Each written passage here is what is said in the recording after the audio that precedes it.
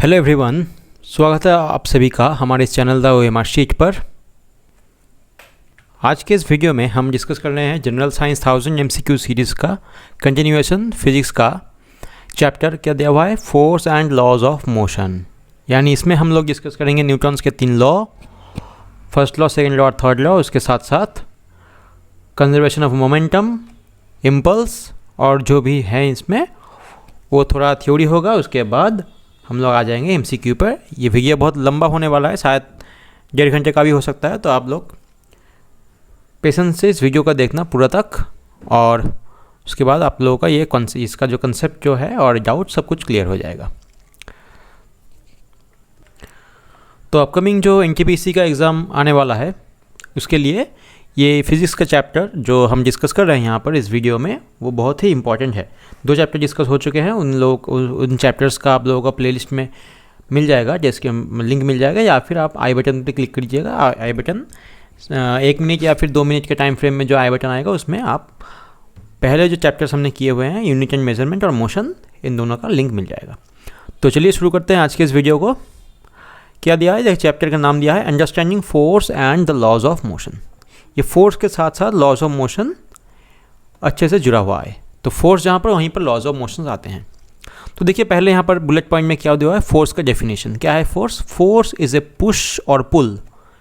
ठीक है, पुश और पुल। पुश मतलब यहाँ पर हम दिखाते हैं, यहाँ पर मान लीजिए ये ग्राउंड पे कुछ ऑब्जेक्ट रखा हुआ है, हम अगर धक्का देते हैं ऑब्जेक्ट को तो ये राइट साइड में जाने की कोशिश करेगा, तो इसको हम पुश बोलते हैं। या फिर मान लीजिए इसको हम ऐसे पुल करते हैं, इस तरफ खींचते हैं अगर इसको, तो ये इस तरफ लेफ्ट साइड में आने की कोशिश करेगा। तो शॉपिंग मॉल में या फिर दुकान में जो ग्लास डोर होते हैं उसमें पुश या पुल लिखा होता है, मतलब वो फोर्स अप्लाई कर रहे हैं हम।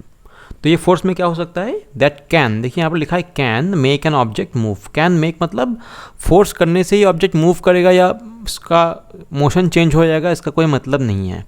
हो भी सकता है या फिर नहीं भी।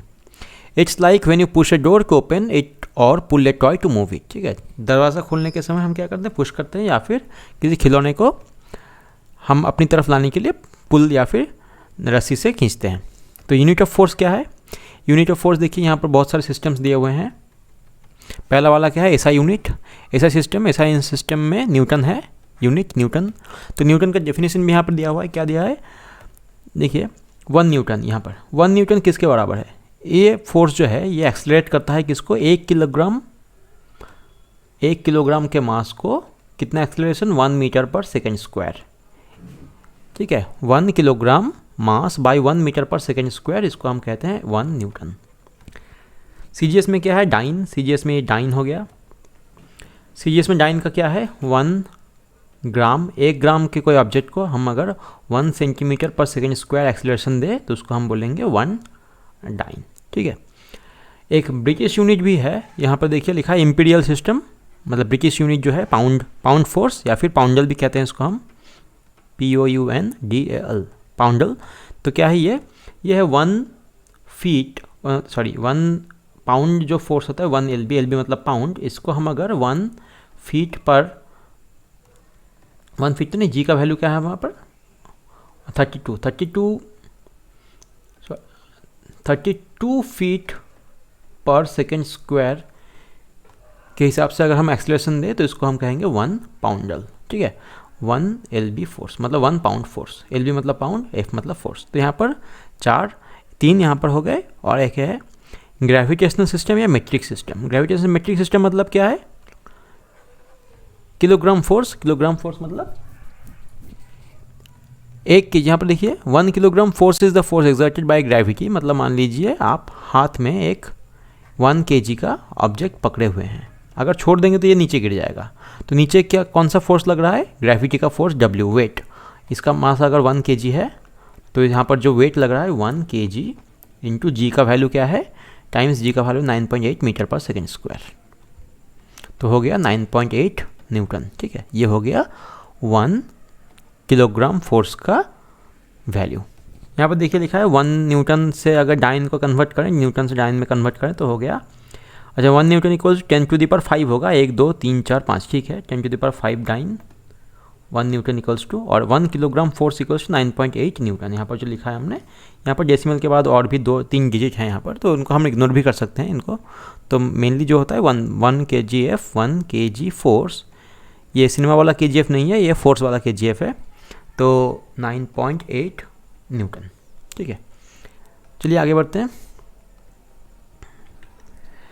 देखिए यहाँ पर यूनिवर्स में 4 टाइप्स के फोर्स पाए जाते हैं। यहाँ पर देखिए फोर्स का नाम लिखा हुआ है, स्ट्रेंथ दिया है कि कौन सा वीक है कौन सा स्ट्रांग है, कितना वीक कितना स्ट्रांग है, रेंज कितना दूर तक ये फोर्स एक्ट कर सकता है, और इस फोर्स जब एक्ट करता है तब कौन सा पार्टिकल यहाँ पर आता है, और एग्जांपल क्या है। देखिए पहला जो है ग्रेविटेशनल फोर्स, जिसको हम किससे रिलेट करते हैं, कोई भी मास, अगर 2 ऑब्जेक्ट होता है, यहाँ पर 2 ऑब्जेक्ट जिसका मास अगर है, अगर मास है तो यहाँ पर इन दोनों में अट्रैक्शन होगा, हमेशा अट्रैक्शन ही होगा, कभी रिपल्सन नहीं होगा, तो सिर्फ और सिर्फ अट्रैक्शन। तो ये ग्रेविटेशनल फोर्स जो है वो अट्रैक्टिव है, अट्रैक्टिव फोर्स, ठीक है, ये अट्रैक्टिव फोर्स है हमेशा।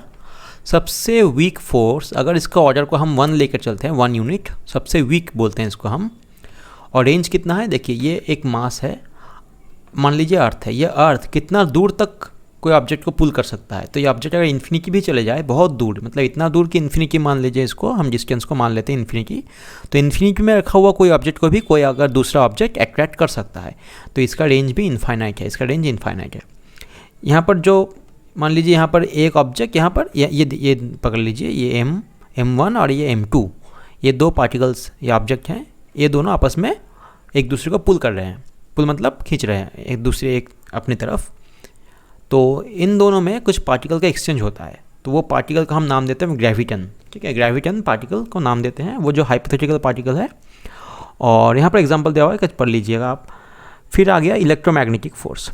इलेक्ट्रोमैग्नेटिक फोर्स किस किस में होता है, ये कोई भी देखिए, causes electric and magnetic field responsible for atom. मान लीजिए ये प्रोटॉन, मतलब पॉजिटिव चार्ज और नेगेटिव चार्ज अगर हो गया तो इनमें अट्रैक्शन होगा, और अगर पॉजिटिव चार्ज यहाँ पर लिखते हैं हम, यहाँ पर लिख देते हैं, मान लीजिए इसके बारे में पॉजिटिव एंड पॉजिटिव, तो ये अट्रैक्शन होगा, सॉरी रिपल्सन होगा, मतलब ये दोनों एक टाइप के चार्ज हैं तो ये रिपल करेंगे, दूर भेजेंगे एक दूसरे को। अगर पॉजिटिव अगर नेगेटिव हो जाए, पॉजिटिव अगर नेगेटिव हो, मतलब प्लस चार्ज और माइनस चार्ज, तो क्या होगा, अट्रैक्शन होगा, ये आपस में एक दूसरे को अपने ओर खींचते हैं। और अगर नेगेटिव से नेगेटिव हो जाए, सेम टाइप का चार्ज, नेगेटिव एंड नेगेटिव, तो क्या होगा, फिर से रिपल्सन होगा, मतलब दूर एक दूसरे को दूर भेजेंगे ये 2 चार्ज, ठीक है। तो ये इलेक्ट्रोमैग्नेटिक होता है। मैग्नेट, ये तो हमने चार्ज की बात की, अगर मैग्नेट भी होता है यहाँ पर, मान लीजिए यहाँ पर मैग्नेट है, एक मैग्नेट है नॉर्थ पोल और ये साउथ पोल, दूसरा एक मैग्नेट है नॉर्थ पोल और साउथ पोल। तो मैग्नेट नॉर्थ पोल से नॉर्थ पोल का अगर हम करीब लाएंगे तो क्या होगा, वो रिपल्सन होगा, मतलब ये इस तरफ रिपल करेगा, ये फर्स्ट वाला मैग्नेट दूसरे को इस तरफ रिपल करेगा, और दूसरा वाला मैग्नेट फर्स्ट को इस तरफ रिपल करेगा। ये कब होगा, जब अगर नॉर्थ के पास नॉर्थ को लेकर आए या फिर साउथ के पास साउथ को लेकर आए, ठीक है। अगर ऐसा करें कि नॉर्थ के पास साउथ लेकर आते हैं, नॉर्थ के पास अगर नॉर्थ के पास साउथ लेकर आते हैं, तो क्या होगा, अट्रैक्शन होगा, इन दोनों में अट्रैक्शन होगा, आपस एक दूसरे को आपस में अट्रैक्ट करेंगे ये, तो ये ऐसा होता है, ठीक है। अगर रिलेटिव स्ट्रेंथ किसका, ग्रेविटेशनल फोर्स का 1 यूनिट पकड़ लें, 1 यूनिट 1 ऑर्डर में, तो इसका कितना है 10⁻36, बहुत ज़्यादा, कितना ज़्यादा, 10⁻36 टाइम्स, बहुत ज़्यादा स्ट्रांग है ये इलेक्ट्रोमैग्नेटिक फोर्स। रेंज कितना है, रेंज इनफाइनाइट है, ये भी बहुत दूर तक एक्ट कर सकता है। अच्छा, यहाँ पर जो पार्टिकल का एक्सचेंज होता है उसको हम फोटोन बोलते हैं। फोटोन हम इलेक्ट्रोमैग्नेटिक वेव्स के लास्ट में हम फोटोन के बारे में चर्चा करेंगे। तो यहाँ पर देखिए, causes electric and magnetic field responsible for atomic interaction, मतलब एक एटम से दूसरे एटम का जो इंटरेक्शन होता है या फिर मॉलिक्यूल से मॉलिक्यूल का इंटरेक्शन, वो सब इलेक्ट्रोमैग्नेटिक फोर्स से होता है। अच्छा, स्ट्रॉन्ग न्यूक्लियर फोर्स, एक न्यूक्लियर फोर्स का नाम का एक फोर्स है, उसको हम 2 टाइप का होता है, एक स्ट्रॉन्ग न्यूक्लियर होता है और एक वीक न्यूक्लियर होता है। स्ट्रॉन्ग न्यूक्लियर कब होता है, मान लीजिए न्यूक्लियस में क्या होता है, न्यूक्लियस में प्रोटॉन होता है पॉजिटिव चार्ज, और एक होता है, बहुत सारे प्रोटॉन हो सकते हैं। तो प्रोटॉन क्या करेंगे, प्रोटॉन और प्रोटॉन इलेक्ट्रोमैग्नेटिक फोर्स से आपस में रिपल्शन करेंगे, रिपल्शन माना दूर भागने की कोशिश करेंगे ये लोग। लेकिन न्यूक्लियस में बहुत सारे प्रोटॉन्स होते हैं, तो बहुत सारे प्रोटॉन्स में जो रिपल्सन होता है, उस रिपल्सन को ओवरकम करके जो फोर्स इन लोगों को आपस में जोड़ के रखता है, ठीक है, मतलब प्रोटॉन अगर बहुत सारे मान लीजिए 10 प्रोटॉन है, मतलब यहाँ 10 मतलब यहाँ पर नियॉन में 10 प्रोटॉन है, 10 प्रोटॉन इसके न्यूक्लियस में।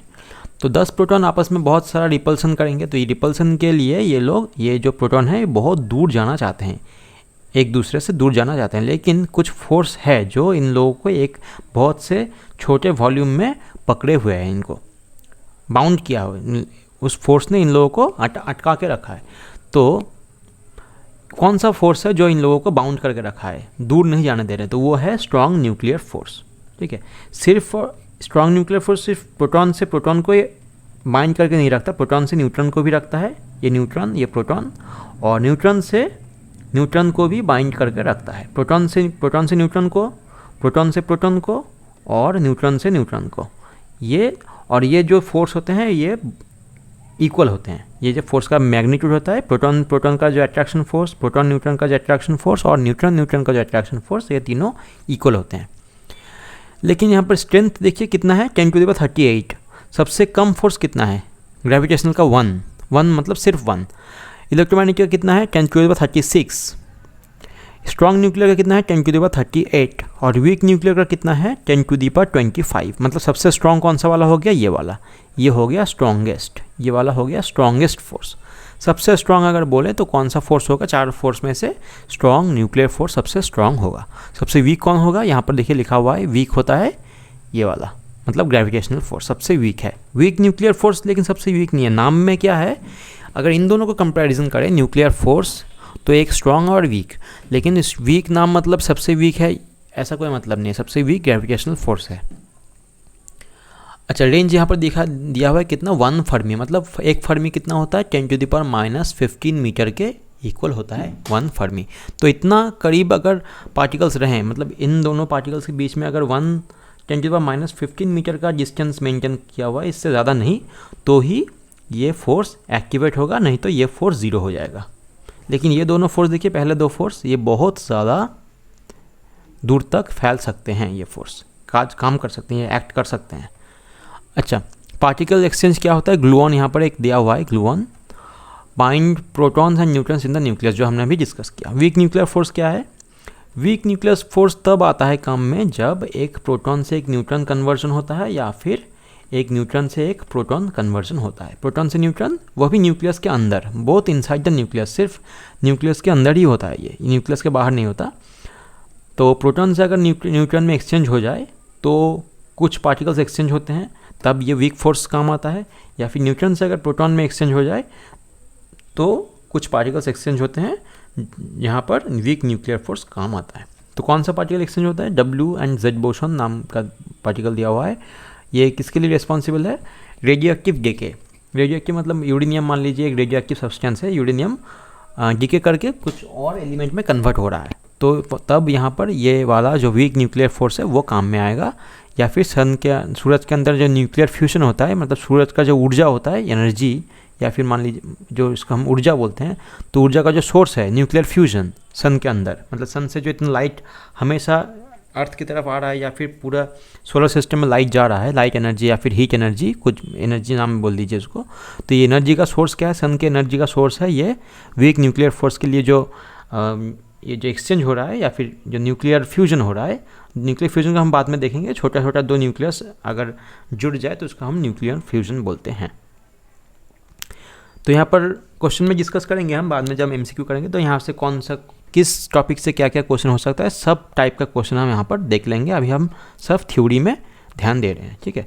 तो अब देखिए इसके बाद में क्या है, कुछ और टाइप के भी फोर्स हैं, लेकिन वो फंडामेंटल फोर्स के अंदर ही पड़ते हैं। तो क्या है, ये एक बैलेंस फोर्स है, मतलब वो जो रिजल्ट है टाइप का, उस टाइप के हिसाब से क्या है रिजल्ट। बैलेंस फोर्स मान लीजिए ऐसा है कि एक ऑब्जेक्ट यहाँ पर रखा है। अब हम इस फोर्स को, इस ऑब्जेक्ट को यहाँ पर 10 न्यूटन फोर्स राइट की तरफ अप्लाई कर रहे हैं और 10 न्यूटन फोर्स लेफ्ट की तरफ अप्लाई कर रहे हैं। तो फोर्स क्या होगा, +10 -10 करके क्या होगा, 0 हो जाएगा। तो इसको हम करेंगे बैलेंस फोर्स। बैलेंस फोर्स किसको, अगर बहुत सारा फोर्स इक्वल एंड अपोजिट होकर बैलेंस हो जाए, या फिर कुछ फोर्स ना बचे, सारा फोर्स कैंसिल आउट हो जाए, तो इसको हम कहते हैं equal and opposite forces cancel out. और इस वजह से क्या होगा, मोशन में कोई चेंज नहीं आएगा, मतलब कोई एक्सेलरेशन नहीं होगा, एक्सेलरेशन a = 0 हो जाएगा। तो इसको हम कहेंगे बैलेंस फोर्स। तो बैलेंस फोर्स का एग्जांपल है कि एक बुक रेस्टिंग ऑन टेबल। कैसे होता है ये बुक, ये देखिए, ये मान लीजिए एक टेबल है और यहाँ पर एक बुक रखा हुआ है, ठीक है। अब इस बुक के ऊपर नीचे की तरफ एक फोर्स है, कौन सा, इसका वेट बोलते हैं mg, और ऊपर की तरफ क्या है, ये जो टेबल है, ये 4 पहिया जो है, ये उसको ऊपर की तरफ एक फोर्स अप्लाई कर रहा है, जिसको हम बोलेंगे नॉर्मल रिएक्शन। इसलिए क्या हो रहा है, ये mg और ये नॉर्मल रिएक्शन आपस में कैंसिल हो जा रहा है, लेकिन और उसी वजह से ये बुक रेस्ट में है, ठीक है। तो एक जगह पर ये रेस्ट में है। अनबैलेंस्ड फोर्स क्या है, अगर बहुत सारा फोर्सेस है लेकिन फोर्सेस इक्वल एंड अपोजिट नहीं है, तो क्या होता है उसमें, ये फोर्स एक्ट करता है, एक नेट फोर्स होता है, ठीक है। एफ नेट फोर्स का वैल्यू यहाँ पर 0 नहीं होता, लेकिन यहाँ पर नेट फोर्स का वैल्यू क्या है, 0 है। तो अनबैलेंस्ड कहेंगे अगर वैल्यू 0 नहीं है, अगर 0 है तो उसको हम बैलेंस्ड फोर्स कहेंगे। तो अनइक्वल फोर्सेस में क्या है, एक पार्टिकुलर डायरेक्शन में एक्सेलरेशन होता है, एक्सेलरेशन जो हम सेकेंड लॉ में पढ़ेंगे, फोर्स और एक्सेलरेशन का जो रिलेशन है।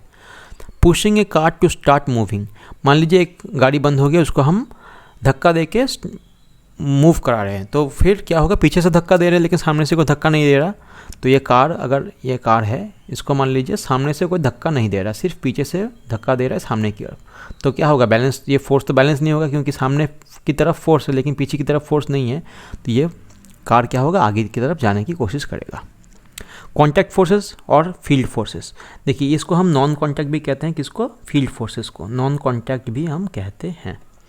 तो कॉन्टैक्ट फोर्सेस मतलब क्या कि अगर दो ऑब्जेक्ट का कॉन्टैक्ट हो और एक ऑब्जेक्ट दूसरे को कॉन्टैक्ट मतलब टच करके, फिजिकल टच करके फोर्स अप्लाई करे, तो उसको हम कहते हैं कॉन्टैक्ट फोर्स। जैसे मान लीजिए जब साइकिल चल रहा है रास्ते पर, तो टायर और रास्ते और टायर के बीच में जो फ्रिक्शन होता है वो कांटेक्ट नहीं, अगर कांटेक्ट नहीं होगा तो फ्रिक्शन भी नहीं होगा, तो इसलिए फ्रिक्शन एक टाइप का कांटेक्ट फोर्स है। टेंशन किसको बोलते हैं, टेंशन जो हम घर में माँ बाप को देते हैं वो टेंशन नहीं, ये दूसरा टेंशन है। वो टेंशन ऐसा है कि मान लीजिए यहाँ पर एक ऑब्जेक्ट है, इस ऑब्जेक्ट को हमने एक रस्सी से बांध दिया, एक रोप से इसको टाई कर दिया, यहाँ पर बांध दिया, फिर इसको हम यहाँ पर पुल कर रहे हैं, तो रस्सी में जो फोर्स अप्लाई होगा उसको हम कहेंगे टेंशन, ठीक है। जो यहाँ पर डेवलप होगा, रस्सी में जो एक फोर्स अप्लाई डेवलप होगा उसको हम टेंशन बोलते हैं। तो टेंशन फोर्स की वजह से हम सिर्फ पुल कर सकते हैं, पुश नहीं कर सकते। तो टेंशन के हेल्प लेकर हम पुल कर सकते हैं, बट पुश नहीं हो सकता है, ठीक है, पुश नहीं होगा, मतलब किसको हम धक्का नहीं दे सकते, रस्सी से किसी को धक्का नहीं दे सकते, रस्सी से हम खींच सकते हैं, पुल कर सकते हैं, लेकिन पुश नहीं होता। नॉर्मल फोर्स से पुश हो सकता है, नॉर्मल फोर्स, इससे हम पुश कर सकते हैं। नॉर्मल फोर्स कैसा है, देखिए हमने अभी डिस्कस किया नॉर्मल फोर्स का ये, तो देखिए ये जो टेबल है वो इस किताब को ऊपर की तरफ धक्का दे रहा है, इसलिए ये किताब नीचे नहीं आ रहा, तो इसको हम नॉर्मल रिएक्शन नाम देते हैं। अप्लाइड फोर्स, कोई भी फोर्स अप्लाई कीजिए वो अप्लाइड फोर्स फिजिकल टच में होगा, ठीक, इसको हम छोड़ ही देते हैं, इसको काट देते हैं। अब देखिए ये लास्ट पॉइंट क्या है, फील्ड फोर्स। फील्ड फोर्स मतलब नॉन कॉन्टैक्ट, मतलब एक ऑब्जेक्ट दूसरे ऑब्जेक्ट को फोर्स दे रहा है लेकिन कोई कॉन्टैक्ट नहीं है। जैसे अर्थ किसी चीज़ को अट्रैक्ट कर रहा है तो इसमें कॉन्टैक्ट नहीं है, हाँ, एक्ट ओवर है डिस्टेंस, एक डिस्टेंस में रहकर ये एक्ट करता है, कोई कॉन्टैक्ट की ज़रूरत होती नहीं है। तो ग्रेविटेशनल फोर्स मतलब जो अर्थ या फिर कोई भी एक ऑब्जेक्ट दूसरे ऑब्जेक्ट को मास की वजह से अगर अट्रैक्ट करे तो उसको हम कहते हैं ग्रेविटेशनल फोर्स, और ग्रेविटेशनल फोर्स बिना कॉन्टैक्ट के होता है। इलेक्ट्रोमैग्नेटिक फोर्स भी बिना कॉन्टैक्ट के ही होता है। मान लीजिए यहाँ पर प्लस चार्ज है, यहाँ पर एक माइनस चार्ज है, ये प्लस चार्ज ये माइनस चार्ज को कॉन्टैक्ट में ना रहते हुए भी अट्रैक्ट करेगा, कॉन्टैक्ट में ना रहते हुए भी अट्रैक्ट करेगा, इसलिए हम इसको नॉन कॉन्टैक्ट बोलेंगे। एक मैग्नेट मान लीजिए यहाँ पर है, नॉर्थ पोल साउथ पोल, एक लोहे का एक पिन है यहाँ पर, तो ये मैग्नेट क्या करेगा, ये लोहे के पिन को अपनी तरफ अट्रैक्ट करेगा, तो कॉन्टैक्ट नहीं होने से भी अट्रैक्ट करता है, इसलिए हम इलेक्ट्रोमैग्नेटिक फोर्स को भी नॉन कॉन्टैक्ट फोर्स में डालते हैं। न्यूक्लियर फोर्स भी नॉन कॉन्टैक्ट है, क्योंकि यहाँ पर देखिए न्यूट्रॉन और न्यूट्रॉन के बीच में कुछ गैप है, कितना गैप है, 10⁻⁻15 गैप है, इसको भी हम नॉन कॉन्टैक्ट फोर्स बोलते हैं। हालांकि जो भी जितना भी फोर्सेस हैं सभी नॉन कॉन्टैक्ट ही होता है, क्योंकि ये जो फ्रिक्शन, टेंशन, नॉर्मल फोर्स, ये सारे क्या है, इलेक्ट्रोमैग्नेटिक फोर्सेस के वेरिएशंस हैं, ठीक है। यहाँ पर हम लिखते हैं फ्रिक्शन जो है वो भी इलेक्ट्रोमैग्नेटिक फोर्स का वेरिएशन है, टेंशन जो है वो भी इलेक्ट्रोमैग्नेटिक फोर्स का वेरिएशन है, और नॉर्मल फोर्स जो है वो भी इलेक्ट्रोमैग्नेटिक फोर्स का ही वेरिएशन है।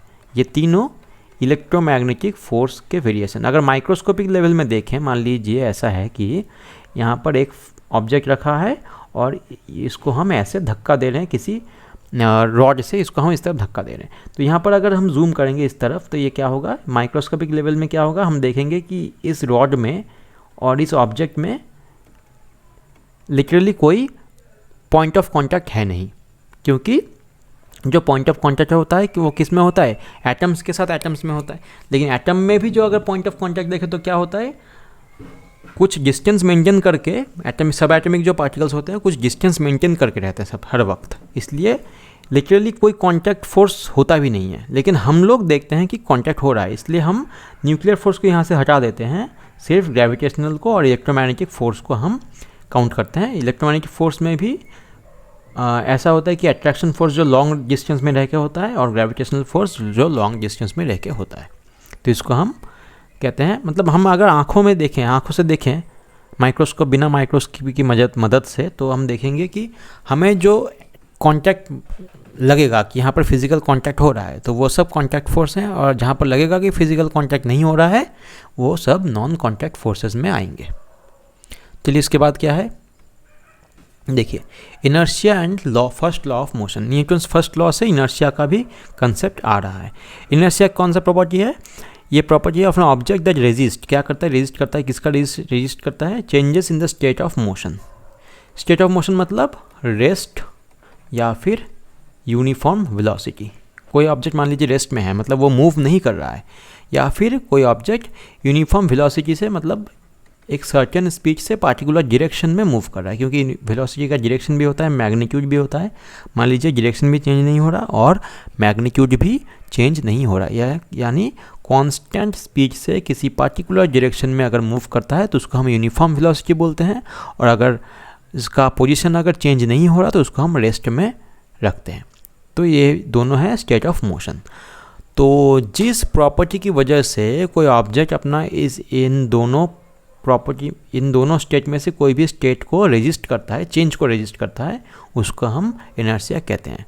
जैसे फॉर एग्जांपल यहाँ पर मान लीजिए टेबल में एक कुछ ऑब्जेक्ट रखा हुआ है, जब तक हम इसको किसी तरफ फोर्स नहीं देंगे, फोर्स, तब तक क्या होगा, यह ऑब्जेक्ट यहाँ होता है तो यहाँ पर इसका वेलोसिटी ज़ीरो ही रहेगा और ये खुद से मूव नहीं करेगा। कब, जब तक ना कोई अनबैलेंस्ड फोर्स बाहर से एक्ट ना करे। अगर अनबैलेंस्ड फोर्स बाहर से एक्ट करेगा तभी वो ऑब्जेक्ट मूव करेगा। या फिर मान लीजिए एक साइकिल या फिर एक बुलेट, ये बुलेट मान लीजिए यहाँ पर इस तरफ फायर किया गया है। अब ये बुलेट अगर किसी में धक्का ना दे, यहाँ पर किसी में अगर अंदर घुस ना जाए, तो ये बुलेट क्या होगा, इसका स्पीड जो है वो एक ही डायरेक्शन में रहेगा। लेकिन ये बुलेट डायरेक्शन में चेंज करता है कब, क्योंकि नीचे की तरफ क्या है, अर्थ का अट्रैक्शन होता है, इसलिए जब बुलेट जाता है तो थोड़ा नीचे भी आ जाता है। तो ये क्या होगा, एक्सटर्नल फोर्स, अर्थ का जो पुल है, अर्थ अट्रैक्शन की वजह से नीचे आ रहा है। अगर अर्थ का अट्रैक्शन ना रहे तो ये बुलेट भी नीचे नहीं आएगा, जिस तरफ जा रहा था उसी तरफ ये कंटिन्यू करेगा। तो ये होता है इनर्शिया, इनर्शिया ऑफ रेस्ट और इनर्शिया ऑफ मोशन। अगर रेस्ट मतलब स्पीड ज़ीरो को अगर मेंटेन करना चाहे तो उसको हम इनर्शिया ऑफ रेस्ट बोलेंगे। अगर सेम स्पीड कोई पार्टिकुलर डायरेक्शन में उसको मेंटेन करना चाहे तो उसको हम इनर्शिया ऑफ मोशन कहेंगे। और न्यूटन्स लॉ क्या कहता है कि एन ऑब्जेक्ट एट रेस्ट, जो रेस्ट में है वो पहले से वो रेस्ट में रहना चाहता है, और जो ऑब्जेक्ट मोशन में है वो सेम वेलोसिटी से, मतलब डायरेक्शन को मेंटेन करके और स्पीड का जो मैग्नीट्यूड है, स्पीड एंड डायरेक्शन दोनों को मेंटेन करके एक ही दिशा में, एक ही डायरेक्शन में जाना चाहेगा। अगर कोई एक्सटर्नल फोर्स, अनलेस उसके ऊपर कोई बाहर से फोर्स अप्लाई ना हो, जब तक बाहर से फोर्स अप्लाई ना होगा वो जो ऑब्जेक्ट रेस्ट में है वो ऑब्जेक्ट रेस्ट में रहना चाहता है, और जो ऑब्जेक्ट मूव कर रहा है वो मूव करना चाहता है। अब शायद आपको एक डाउट होगा कि हम अगर ये मान लीजिए एक फ्लोर है, फ्लोर में एक फुटबॉल को हमने यहाँ पर किक कर दिया, तो यहाँ पर क्या है, फुटबॉल थोड़ी देर जाने के बाद यहाँ पर रुक जा रहा है, ठीक है। यहाँ पर वेलोसिटी है, यहाँ पर वेलोसिटी ज़ीरो हो रहा है। क्यों हो रहा है, क्योंकि फुटबॉल और जो फ्लोर है, इस फुटबॉल और फ्लोर के बीच में एक फ्रिक्शन एक्ट कर रहा है। फ्रिक्शन एक टाइप का फोर्स होता है, ये जो फ्रिक्शन होता है वो एक्सटर्नल फोर्स है।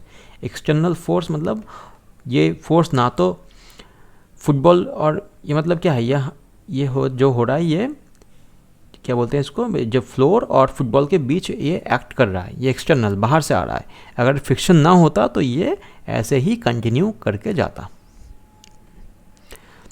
अब कुछ फिनोमेना हम एग्जांपल देखेंगे, एवरीडे कुछ एग्जांपल देखेंगे। ये किसका, Newton's first law of motion का या फिर इनर्शिया का, ठीक है, इनर्शिया भी बोल सकते हैं या फिर लॉ ऑफ इनर्शिया या फर्स्ट लॉ ऑफ मोशन। क्या देखिए पहला वाला क्या है, when a bus accelerate suddenly a standing passenger falls backward due to inertia. एक बस में मान लीजिए मैं खड़ा हूँ बस में, अब बस सडनली स्टार्ट करके बहुत ज़ोर से आगे चलने लगे तो क्या होगा, मैं पीछे की तरफ गिर जाता हूँ। क्यों, क्योंकि जब मैं बस के ऊपर खड़ा हूँ तो मेरा पैर बस के फ्लोर से अटैच है, तो जब बस तेज़ी से सामने जाएगा तो जो मैं खड़ा यहाँ पर हूँ तो मेरा पैर भी तेज़ी से आगे जाएगा, लेकिन क्या है, मेरा जो ये कमर से लेकर ऊपर तक सिर की तरफ जो सिर के मतलब उस ये जो पोर्शन है यहाँ, इतना जो पोर्शन है मेरा, वो यहीं पर रहना चाहता है। लेकिन पैर अगर आगे चले जाए तो क्या होगा, बैलेंस ना रखने की वजह से मैं पीछे की तरफ गिर सकता हूँ, ठीक है। तो जब बस सडनली सामने की तरफ एक्सीलरेट करता है तो स्टैंडिंग पैसेंजर पीछे की तरफ गिर जाता है, कि इसके लिए ड्यू टू इनर्शिया ऑफ क्या, इनर्शिया ऑफ रेस्ट, क्योंकि वो पहले रेस्ट में था। जो पहले जो स्टेज में था उस हिसाब से हम इनर्शिया को डिटरमाइन करेंगे। इनर्शिया ऑफ रेस्ट होगा या फिर इनर्शिया ऑफ मोशन होगा, वो डिटरमाइन कैसे होगा, पहले किस स्टेट में था। तो देखिए बस स्टार्ट होने से पहले वो रेस्ट में था, इसलिए इनर्शिया ऑफ रेस्ट। जब बस सडनली स्टॉप होता है, ब्रेक देते हैं, जब ड्राइवर जब ज़ोर से ब्रेक मारता है तो क्या होता है, पैसेंजर सामने की तरफ गिर सकता है। इनर्शिया, किस इनर्शिया की वजह से, इनर्शिया ऑफ मोशन, क्योंकि देखिए ब्रेक मारने से पहले क्या था, वो पैसेंजर और बस दोनों मोशन में थे। तो जो ब्रेक मारने से, फोर्स अप्लाई करने से पहले क्या हुआ, मोशन में था, इसलिए हम इसको नाम देंगे इनर्शिया ऑफ मोशन। पहले वाले में क्या था, बस स्टार्ट होने से पहले वो रेस्ट में था, इसलिए हम बोलेंगे इनर्शिया ऑफ रेस्ट। जो पहले था, पहले का जो स्टेट था उस हिसाब से इनर्शिया का नाम होता है। 3 नंबर क्या है, vigorous shaking of a tree causes fruits and leaves to fall due to inertia of rest. ये देखिए अगर किसी पेड़ को बहुत ज़ोर से अगर हिलाएं तो वहाँ से फल नीचे गिरने लगता है। क्यों, क्योंकि हिलाने से पहले जो फल था, जो फ्रूट्स थे, वो रेस्ट में थे। अब ज़ोर से अगर शेक करेंगे हम ट्री को तो क्या होगा, वो जो फ्रूट रेस्ट में था वो उनका भी मोशन आने लगता है, लेकिन वो क्या करेगा, वो जो फ्रूट है इनर्शिया ऑफ रेस्ट की वजह से अपने मोशन को अपोज करेगा, मोशन का जो चेंज है उसको अपोज करेगा, इसलिए वो फल जो होते हैं या फिर पेड़ मतलब फूल फल और पत्ते वो नीचे गिर जाते हैं। Rapidly pulling a table cloth causes dishes to remain on the table due to inertia. मान लीजिए ये एक टेबल क्लॉथ टेबल के ऊपर बिछाया हुआ है, ठीक है, टेबल क्लॉथ टेबल के ऊपर बिछाया हुआ है, यहाँ पर कुछ डिश है या फिर कप या प्लेट है। अगर टेबल क्लॉथ को आप बहुत ज़ोर से इस तरफ खींच देंगे तो क्या होगा, हम फोर्स अप्लाई किस में कर रहे हैं, टेबल क्लॉथ में कर रहे हैं अप्लाई, ये क्लॉथ में, टेबल क्लॉथ में फोर्स अप्लाई कर रहे हैं। लेकिन ये डिश जो है, ये डिश में तो हम फोर्स अप्लाई नहीं कर रहे थे, इसलिए डिश क्या चाहेगा, वो अपनी जगह पर रहना चाहेगा और क्लॉथ जो है वो डिश के नीचे से हट जाएगा, तो डिश जहाँ पर था वहीं पर रह जाएगा। ये किस लिए, ये इनर्शिया ऑफ रेस्ट की वजह से, क्योंकि जिस पहले किस में था, रेस्ट में था, इसलिए जिस रेस्ट इनर्शिया ऑफ रेस्ट की वजह से पहले वहीं पर रहेगा। Removal of blanket dust from the blanket. मान लीजिए किसी कोई कंबल है, कंबल में बहुत धूल जमा हुआ है, तो उस धूल को हम अगर साफ़ करना चाहें तो क्या करते हैं, हम ज़ोर से एक कोई लकड़ी या फिर बैम्बू का कोई टुकड़ा लेकर उसमें हम ज़ोर ज़ोर से मारते हैं। क्यों मारते हैं, क्योंकि जब हम इसमें हिट करेंगे उस कंबल को तो क्या होगा, वो कंबल हिलने लगेगा।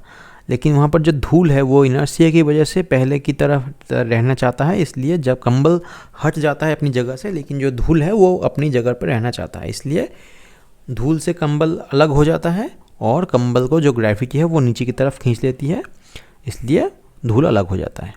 6 नंबर में क्या है, एथलीट रन से long distance before attempting for a long jump. मान लीजिए यहाँ पर एक लाइन दिया हुआ है, इस लाइन से लॉन्ग जंप देना है, तो देखिए यहाँ से अगर कोई दौड़ के आता है इतना डिस्टेंस तो वो ज़्यादा दूर तक नहीं जा सकता लॉन्ग जंप से। लेकिन बहुत दूर से अगर बहुत स्पीड से अगर दौड़ के कोई आए तो यहाँ से अगर कूदे तो बहुत दूर तक जा सकता है। क्यों, क्योंकि जो एथलीट आ रहा है वो पहले मोशन में था, जितना दूर से आएगा उतना मोशन वो गैदर कर सकता है, उतना स्पीड गैदर कर सकता है, फिर जब वो जंप करने की कोशिश करेगा तो उसका जो इनर्शिया ऑफ मोशन है वो रह जाएगा। इनर्शिया ऑफ मोशन की वजह से वो अपने मोशन को मेंटेन करना चाहता है, तो जितना दूर से दौड़ के आएगा उतना ही उसका मोशन मेंटेन रहेगा और वो ज़्यादा दूर तक जा सकता है।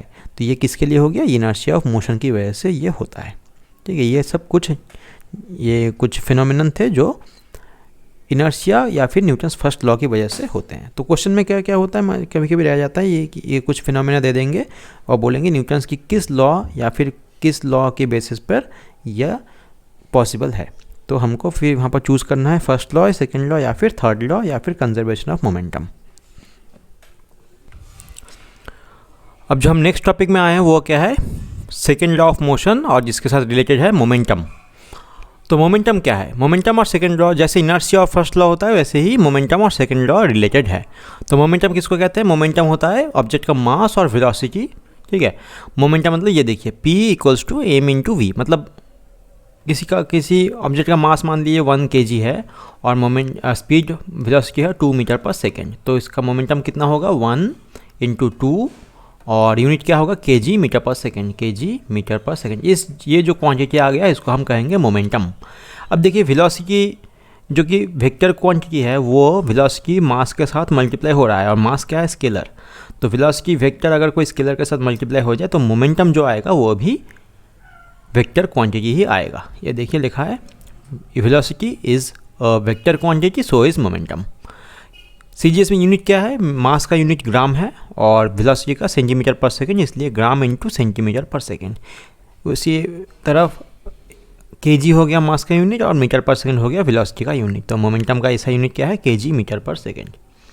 इसमें इम्पीरियल यूनिट वगैरह नहीं आते हैं, यहाँ पर ज़रूरत भी नहीं है। आते तो हैं लेकिन कर तो सकती हैं लेकिन ज़रूरत नहीं है।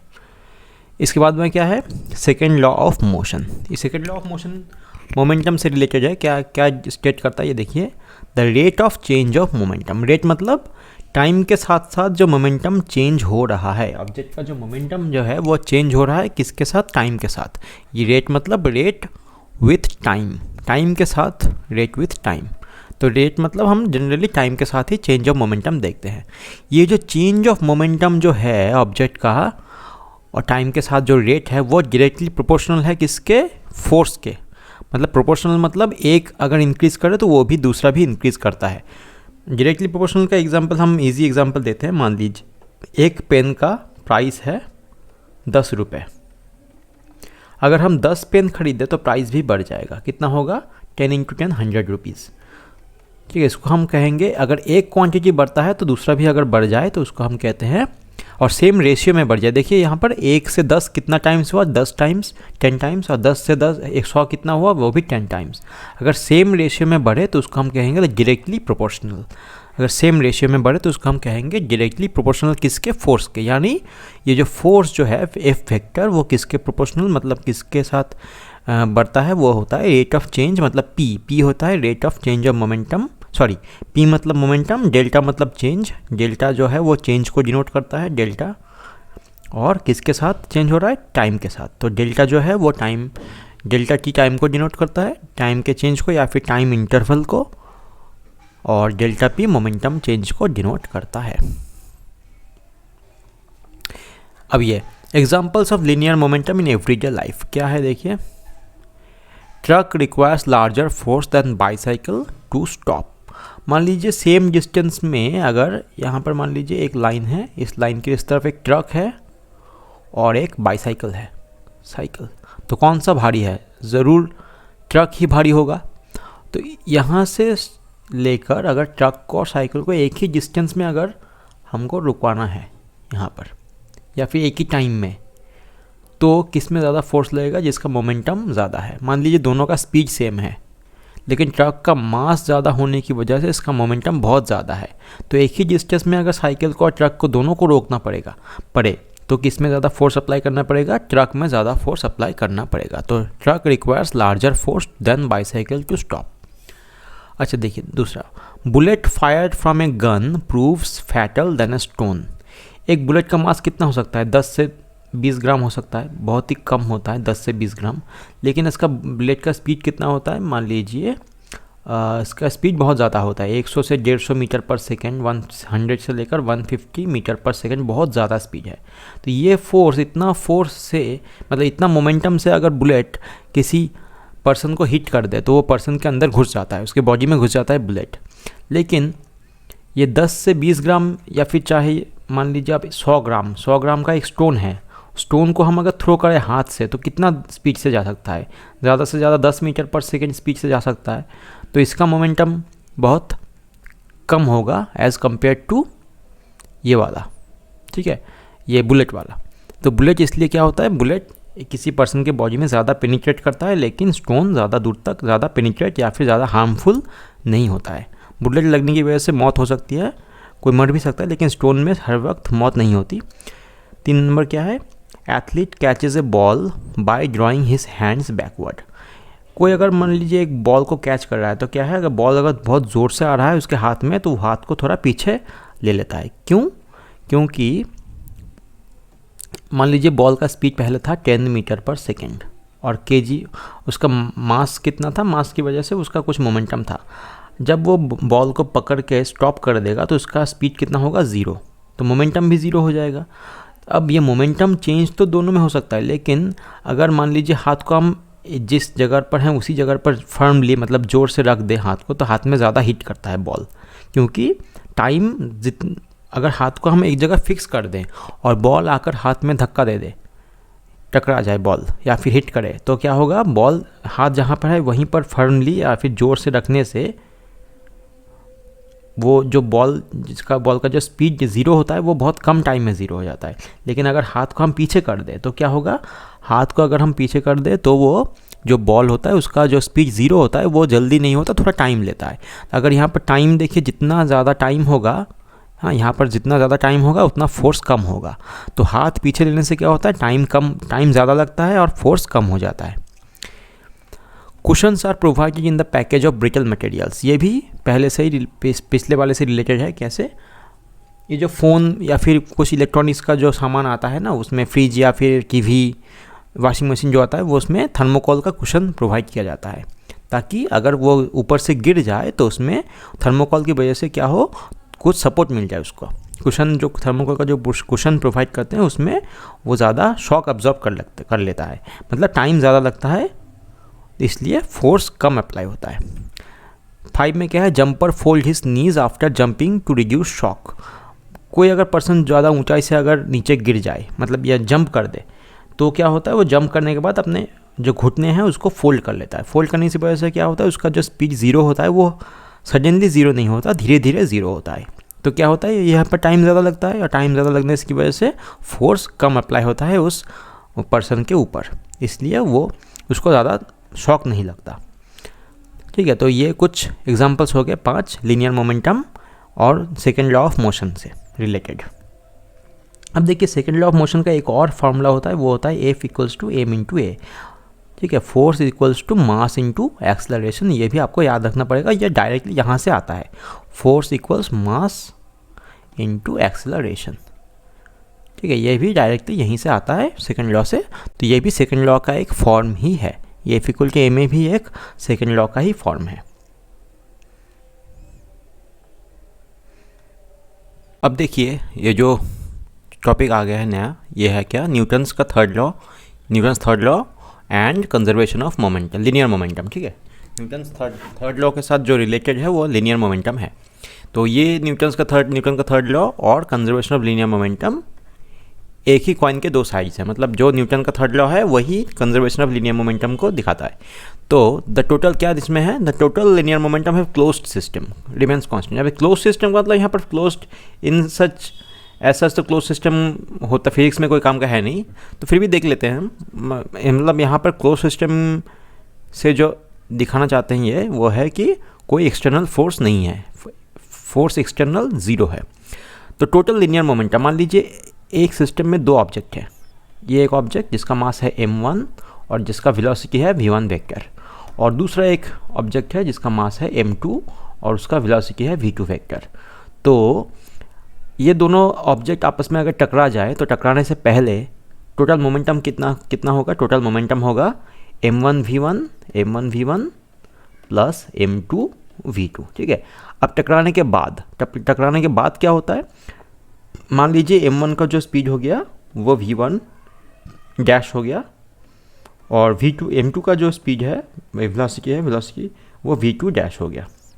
तो अब मोमेंटम कितना होगा, अब होगा m1 v1 vector dash plus m2 v2 vector dash, ठीक है। मतलब ये जो पहला वाला टोटल मोमेंटम था वो बाद वाले कोलिशन से पहले वाला टोटल मोमेंटम और कोलिशन के बाद वाला टोटल मोमेंटम सेम रहेगा। हाँ, दोनों का मोमेंटम चेंज हो जाएगा। देखिए यहाँ पर पहले वाले का मोमेंटम m1 v1 से चेंज होकर m1 v1 डैश हो गया, और दूसरे वाले का मोमेंटम m2 v2 से लेकर चेंज हो गया कहाँ, m2 v2 डैश पर। लेकिन टोटल मोमेंटम जो पहले था, मान ये बहुत मतलब आप सोचिए ऐसे एग्जाम्पल लेते हैं, सिंपल से एग्जाम्पल लेते हैं। कैसा, मान लीजिए 10 है सम, दो क्वांटिटी का सम 10 है, तो इसका हम ऐसे लिख सकते हैं 5 + 5, या फिर लिख सकते हैं क्या 3 + 7। देखिए ना तो 5 3 से इक्वल है और ना 5 7 से इक्वल है, लेकिन हम कह सकते हैं क्या 7 + 3 10 है और 5 + 5 10 है। तो टोटल मोमेंटम कांस्टेंट रहता है कब, अगर कोई एक्सटर्नल फोर्स इसमें इन दोनों सिस्टम में एक्ट ना करे। एक्सटर्नल फोर्स का मतलब m1 ऑब्जेक्ट m2 को फोर्स दे सकता है, m2 ऑब्जेक्ट m1 को फोर्स दे सकता है। ये जो फोर्स है वो कौन सा फोर्स है, वो इंटरनल फोर्स है। मान लीजिए m1 ऑब्जेक्ट अगर m2 से कोलाइड कर जाए, ठीक है, तो m1 जो है वो m2 को इस तरफ मान लीजिए फोर्स दे रहा है, तो F2 के ऊपर 1 द्वारा, और m2 ऑब्जेक्ट m1 को इस तरफ फोर्स दे रहा है F1 के ऊपर 2 द्वारा, ठीक है। तो ये जो फोर्सेस हैं F12 या F21, ये according to Newton's third law F121 equals F-F12, मतलब ये जो बाद वाला जो साइन है 1, वो कह रहा है कि 1 2 के ऊपर कितना फोर्स दे रहा है, 1 2 के ऊपर कितना फोर्स दे रहा है, और ये जो है F12 वो कह रहा है F फोर्स 2 दे रहा है 1 के ऊपर कितना। पहला वाला 1 2 के ऊपर कितना, दूसरा वाला 2 1 के ऊपर कितना फोर्स दे रहा है। तो ये जो दो फोर्सेस हैं वो इक्वल एंड अपोजिट होते हैं, ठीक है, इक्वल एंड अपोजिट होते हैं और एक ही साथ काम करते हैं। मतलब अगर F पहला वाला फोर्स 0 हो जाए तो उसी वक्त दूसरा वाला फोर्स भी 0 हो जाएगा।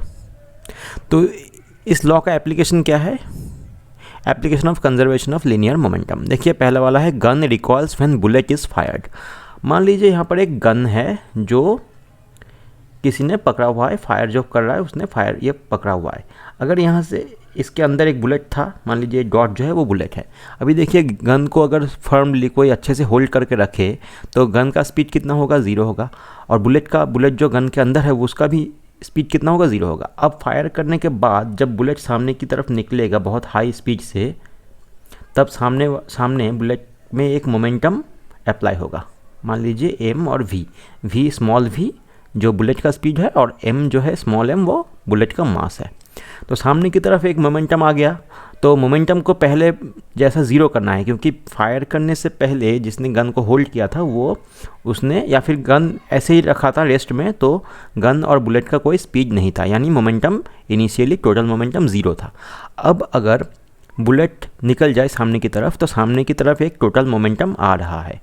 तो इस मोमेंटम का अगर 0 करना है तो बुलेट को भी यह गन को भी थोड़ा पीछे जाना पड़ेगा, ऐसे जाना पड़ेगा इतना स्पीड से ताकि ये जो गन का मोमेंटम है वो बैकवर्ड और जो बुलेट का मोमेंटम है फॉरवर्ड, वो दोनों आपस में कैंसिल हो जाए, ठीक है, इसलिए गन रिकॉइल हो जाता है। लेकिन अगर कोई बुलेट गन को फर्मली होल्ड करके रखे, अगर ज़ोर से पकड़ के रखे, तो देखिए वहाँ पर वो जो बुलेट गन को होल्ड कर रहा है वो एक एक्सटर्नल फोर्स अप्लाई कर रहा है, ठीक है। ये जो एक्सटर्नल फोर्स लिखा है, अगर एक्सटर्नल फोर्स ना हो तभी गन रिकॉइल करता है। लेकिन अगर मान लीजिए मैं फायर कर रहा हूँ और मैं गन को अच्छे से होल्ड करके रखा हूँ, तो जब बुलेट गन से निकल जाएगा तब अगर मैं अच्छे से फोर्स देकर गन को होल्ड करके रखूँ तो मेरी फोर्स की वजह से वो गन रिकॉल नहीं कर सकता, क्योंकि वहाँ पर मोमेंटम का जो कंजर्वेशन है वो लॉ अप्लाई नहीं होता है, क्योंकि मैंने एक्सटर्नल फोर्स गन के ऊपर अप्लाई करके रखा है।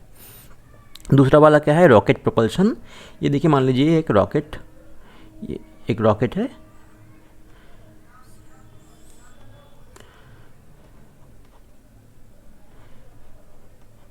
ये मान लीजिए रॉकेट है, यहाँ से ये रॉकेट से ये जो रॉकेट का जो अंदर का जो फ्यूल है वो कंबशन होने के बाद फ्यूल नीचे से निकल रहा है बहुत हाई स्पीड से। तो फ्यूल का थोड़ा मास है, तो मास और नीचे की तरफ जो स्पीड है v, उस मास और वेलोसिटी की वजह से फ्यूल का मोमेंटम नीचे की तरफ है। अगर फ्यूल का मोमेंटम नीचे की तरफ होगा तो रॉकेट का मोमेंटम ऊपर की तरफ होगा। तो फ्यूल जितना स्पीड से निकलेगा उसी हिसाब से रॉकेट भी उतना फोर्स लेकर ऊपर जा सकता है। यानी रॉकेट फ्यूल को नीचे की तरफ फोर्स अप्लाई कर रहा है तो फ्यूल भी रॉकेट को ऊपर की तरफ फोर्स अप्लाई करेगा। तो रॉकेट प्रोपल्शन भी कंजर्वेशन ऑफ मोमेंटम या फिर न्यूटन्स थर्ड लॉ, कोई भी आप मान के चलिए, उससे होता है। 3 क्या है, hose pipes are required to be held firmly. मतलब अगर कोई फायर ब्रिगेड में कहीं अब आग लग जाए तो फायर ब्रिगेड वाले लोग आके क्या करते हैं, वहाँ पर पानी डालते हैं। तो बहुत हाई स्पीड से पाइप से पानी निकलता है, पानी का मास है, तो मास और स्पीड की वजह से पानी का एक सामने की तरफ मोमेंटम होता है। तो इसीलिए क्या करेगा, वो पानी जो है वो पाइप के ऊपर पीछे की तरफ एक फोर्स अप्लाई करेगा। तो पाइप पीछे से हट सकता है ज़ोर से, लेकिन अगर पाइप को किसी ने पीछे से होल्ड किया है, ज़ोर से फर्मली हेल्ड किया है, उसने फोल्ड किया है, तो पाइप पीछे की तरफ नहीं जाएगा। सेम ये जो बुलेट वाला केस है उसी तरह का ये भी केस है। 4 नंबर क्या है, when person jumps from a boat. मान लीजिए नदी किनारे कोई बोट यहाँ पर लगा हुआ है, ठीक है, नदी किनारे, यहाँ पर पानी है यहाँ पर। तो पानी में फ्रिक्शन, बोट अगर ज़मीन पर रखा है तो फ्रिक्शन ज़्यादा होता है, पानी में रखने से फ्रिक्शन कम होता है। तो अगर कोई आदमी यहाँ से यहाँ तक सामने, ये जो नदी किनारे में, नदी के पार में जो ज़मीन है वहाँ पर अगर कोई जंप करे तो क्या है, वो जो जंप करने के वक्त पैर से बोट को पीछे की तरफ धकेलता है और वो जो जंप कर रहा है उस पर्सन को सामने की तरफ पुश करता है। तो इसलिए क्या होता है, वो जो पर्सन जंप कर रहा है वो सामने आ सकता है और बोट थोड़ा पीछे हट जाता है। यह भी न्यूटन का थर्ड लॉ अप्लाई हो गया। तब 5 नंबर क्या है, on a slippery icy floor when a person catches a moving object he और शी मूव्स बैकवर्ड्स। मतलब ये एक फ्लोर है, यहाँ पर एक कोई पर्सन यहाँ पर खड़ा है। अब मान लीजिए एक पत्थर या कुछ चीज़ बहुत ज़ोर से इसकी तरफ आ रहा है और ये जो फ्लोर है वो आइसी है। मतलब ये जो पर्सन और ये फ्लोर, मतलब आइस का जो बेड है उसमें कोई फ्रिक्शन नहीं है। तो ये पत्थर अगर भी मोमेंटम लेकर इस आदमी से टकरा जाए या फिर ये आदमी इस पत्थर को कैच कर ले तो क्या होगा, इसका जो मोमेंटम है वो इस पर्सन के अंदर ट्रांसफ़र हो जाएगा। तो मोमेंटम कंजर्वेशन के लिए क्या होता है कि ये जो मोमेंटम है थोड़ा इसके अंदर ट्रांसफ़र हो जाएगा और ये आदमी थोड़ा पीछे हट जाएगा। तो on a slippery icy floor when a person catches a moving object he और शी मूव्स बैकवर्ड्स। 6 नंबर क्या है, it is dangerous to jump from a chair which is not supported from back. क्यों? देखिए, मान लीजिए ये एक chair है, ठीक है, ये 4 पहिए वाला चेयर है एक, और यहाँ से कोई अगर सामने की तरफ जंप करे तो क्या जंप कैसे कर सकता है कि जंप करने के लिए उसको इस तरफ जाना पड़ेगा एंगल करके। तो एंगल करके चेयर के ऊपर फोर्स देगा और चेयर उस आदमी को एंगल करके ऊपर की तरफ फोर्स देगा, पुश करेगा। तो जब वो पर्सन इस चेयर को इस एंगल में पुश करेगा तो क्या होगा, चेयर थोड़ा स्लिप कर सकता है। अगर चेयर के पीछे कोई सपोर्ट ना हो तो चेयर स्लिप करके पीछे चला जाएगा और आदमी गिर सकता है। इसलिए अगर कोई चेयर पीछे से सपोर्टेड ना हो तो वहाँ से जंप करना नहीं चाहिए due to conservation of momentum या फिर न्यूटन्स थर्ड लॉ। तो हम थर्ड लॉ को यहाँ पर ज़्यादा प्रायोरिटी देते हैं क्योंकि ये डायरेक्ट कंसिक्वेंस है थर्ड लॉ का। अच्छा, इम्पल्स क्या है, what is impulse? Impulse refers to the change in momentum experienced by an object when a force is applied to it over a certain period of time. मान लीजिए एक object यहाँ पर रखा है, इसका इनिशियली स्पीड कितना है, 0 है, मास कितना है, m है, तो मोमेंटम तो 0 है। यहाँ पर मोमेंटम को p से डिनोट करते हैं, p 0 है क्योंकि मास इंटू वेलोसिटी करके मोमेंटम आता है तो वो 0 है। अब मान लीजिए F फोर्स इसमें लग रहा है, F फोर्स, तो F फोर्स हम इसमें कंटिन्यूसली अप्लाई कर रहे हैं कितने वक्त तक, t टाइम तक। तो इसका जो फाइनल मोमेंटम होगा वो कितना होगा, वो होगा इसका इनिशियल मोमेंटम 0 प्लस जो F इंटू टी है, क्योंकि हम जानते हैं कि F का जो फॉर्मूला होता है वो न्यूटन्स के सेकेंड लॉ से आता है, momentum change divided by time. तो अगर क्रॉस मल्टीप्लाई कर दे, फोर्स को टाइम से मल्टीप्लाई कर दे तो जो आएगा वो होगा F times delta T equals to change in momentum. Change in momentum मतलब क्या, final momentum minus initial momentum, P2 मतलब फाइनल मोमेंटम और P1 मतलब इनिशियल मोमेंटम। अब देखिए P1 तो 0 था, तो P2 कितना होगा, P2 माइनस P1 जितना चेंज इन मोमेंटम हो, कितना किसके साथ इक्वल हुआ, F इंटू टी मतलब इम्पल्स के साथ। तो P2 कितना हो जाएगा, F into T plus P1, लेकिन P1 तो 0 था इसलिए F इंटू टी। अब इस केस में P1 0 था इसलिए हो गया, लेकिन अगर 0 नहीं होता तो P1 के साथ वो ऐड हो जाता। ठीक है, तो इम्पल्स का जो मैथमेटिकल फार्मूला है वो क्या है, impulse equals to force into time, मतलब किसी सर्टेन टाइम इंटरवल तक फोर्स अप्लाई हो रहा है तो वो फोर्स और वो टाइम इंटरवल के मल्टीप्लिकेशन को या प्रोडक्ट को हम इम्पल्स बोलते हैं। तो इम्पल्स जो कि एफ इंटू टाइम है और जो मोमेंटम चेंज की इक्वल है, तो इसका डायमेंशन भी ये मोमेंटम से मैच करता है। मतलब मोमेंटम का जो डायमेंशन है क्या है वो, मतलब यूनिट, अगर पहले यूनिट लेकर चलते हैं, यूनिट कितना होगा, देखिए मोमेंटम मतलब मास इंटू वेलोसिटी, मास कितना है केजी, केजी में ऐसा यूनिट ले लेते हैं, और स्पीड कितना होगा मीटर पर सेकेंड। तो यही मोमेंटम इम्पल्स का यह यूनिट हो गया इम्पल्स, और डायमेंशन को M L T to the power -1 से हम डिनोट करेंगे। अब एक और यूनिट इसका है, इस कैसे होता है, देखिए फोर्स का क्या है, न्यूटन और टाइम का सेकंड, इसको हम न्यूटन सेकंड भी बोलते हैं। तो न्यूटन सेकंड जो होता है वो इक्वल होता है किसके साथ, केजी मीटर पर सेकंड के साथ इक्वल होता है। न्यूटन सेकंड और केजी मीटर पर सेकंड एक ही यूनिट है, सिर्फ नाम अलग है। अगर न्यूटन सेकंड बोले तो इम्पल्स, और केजी मीटर पर सेकंड बोले तो चेंज इन मोमेंटम या फिर सिर्फ मोमेंटम। ठीक है, तो ये हो गया इम्पल्स का कंसेप्ट। अच्छा, इसके बाद क्या है, रेफरेंस फ्रेम। रेफरेंस फ्रेम क्या, देखिए एक कोऑर्डिनेट सिस्टम है that serves as a basis for describing the motion of और पोजीशन ऑफ ऑब्जेक्ट। इसको हम आसान भाषा में समझें ऐसे कि मान लीजिए ये एक कमरा है जिसको हम यहाँ पर दिखा रहे हैं, यहाँ पर ये एक वॉल है, ये एक सामने वॉल है, और ये फ्लोर है। अब यहाँ पर इसको हम अगर ओरिजिन मान लें, ओरिजिन, तो यहाँ पर एक मान लीजिए एक चीटिया एंट है, एंट, और ये एंट चल रहा है, मान लीजिए पहले ये रेस्ट पर है। तो इसका जो कोऑर्डिनेट है उसको कैसे हम डिनोट करेंगे, मान लीजिए एक्स एक्सिस हो गया, ये वाई एक्सिस और ये जेड एक्सिस। तो एक्स की तरफ इतना आना पड़ेगा आपको, उसके बाद यहाँ पर जाना पड़ेगा वाई की तरफ। अगर कोई मच्छर है जो 3 डायमेंशन में उड़ रहा है, वो फ्लाई कर रहा है, मच्छर, वो मॉस्किटो फ्लाई कर रहा है, तो उसको तो हम फ्लोर पे कन्फाइन नहीं कर सकते, वो तो 3 डायमेंशन में उड़ेगा, हवा में उड़ेगा। तो उसको हम मान लीजिए ये वाला एक पॉइंट है, तो इस पॉइंट में जाने के लिए क्या करना पड़ेगा, आपको पहले एक्स की तरफ इतना आना पड़ेगा, वाई की तरफ इतना जाना पड़ेगा, ऊपर की तरफ जेड की तरफ इतना उठना पड़ेगा। तो ये एक्स वाई जेड इसका कोऑर्डिनेट हो गया। तो अब एक किसी ऑब्जेक्ट का पोजीशन हम डिनोट कर सकते हैं एक ओरिजिन के रिस्पेक्ट में। तो ओरिजिन जो जहाँ पर है उसके हिसाब से हम कोऑर्डिनेट सिस्टम चूज़ करते हैं। तो रेफरेंस फ्रेम या फिर कोऑर्डिनेट सिस्टम चूज़ करते हैं। मान लीजिए एक प्लेटफॉर्म, एक ट्रेन प्लेटफॉर्म से गुजर रहा है। तो ट्रेन के अंदर 2 पैसेंजर मान लीजिए हैं, यहाँ पर एक पैसेंजर है ए पैसेंजर, यहाँ पर एक पैसेंजर है बी। अब ये पैसेंजर बी चल रहा है वॉकिंग, ये मान लीजिए वॉक कर रहा है ट्रेन के अंदर, और एक पैसेंजर ए बैठा हुआ है। तो और एक अलग ये ए बी को देख रहा है, और प्लेटफॉर्म से जब गुजर रहा है तो प्लेटफॉर्म में एक पैसेंजर सी है, प्लेटफॉर्म में ये प्लेटफॉर्म है, मान लीजिए ये प्लेटफॉर्म पर है। तो बी को अगर कोई ऑब्जर्व करे, ए अगर ऑब्जर्व करे तो एक तरीके से ऑब्जर्व करेगा, सी अगर बी को ऑब्जर्व करे तो एक तरीके से दूसरे तरीके से ऑब्जर्व करेगा। कैसे, क्योंकि देखिए ए ट्रेन में बैठा है, तो ट्रेन का जो स्पीड है वो बी में भी आ रहा है, वो ए में भी आ रहा है।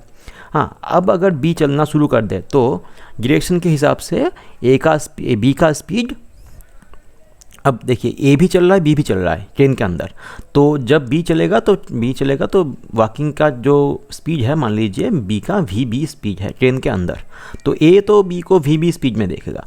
लेकिन अगर प्लेटफॉर्म के बाहर सी खड़ा है तो सी के हिसाब से बी का स्पीड चेंज हो जाएगा।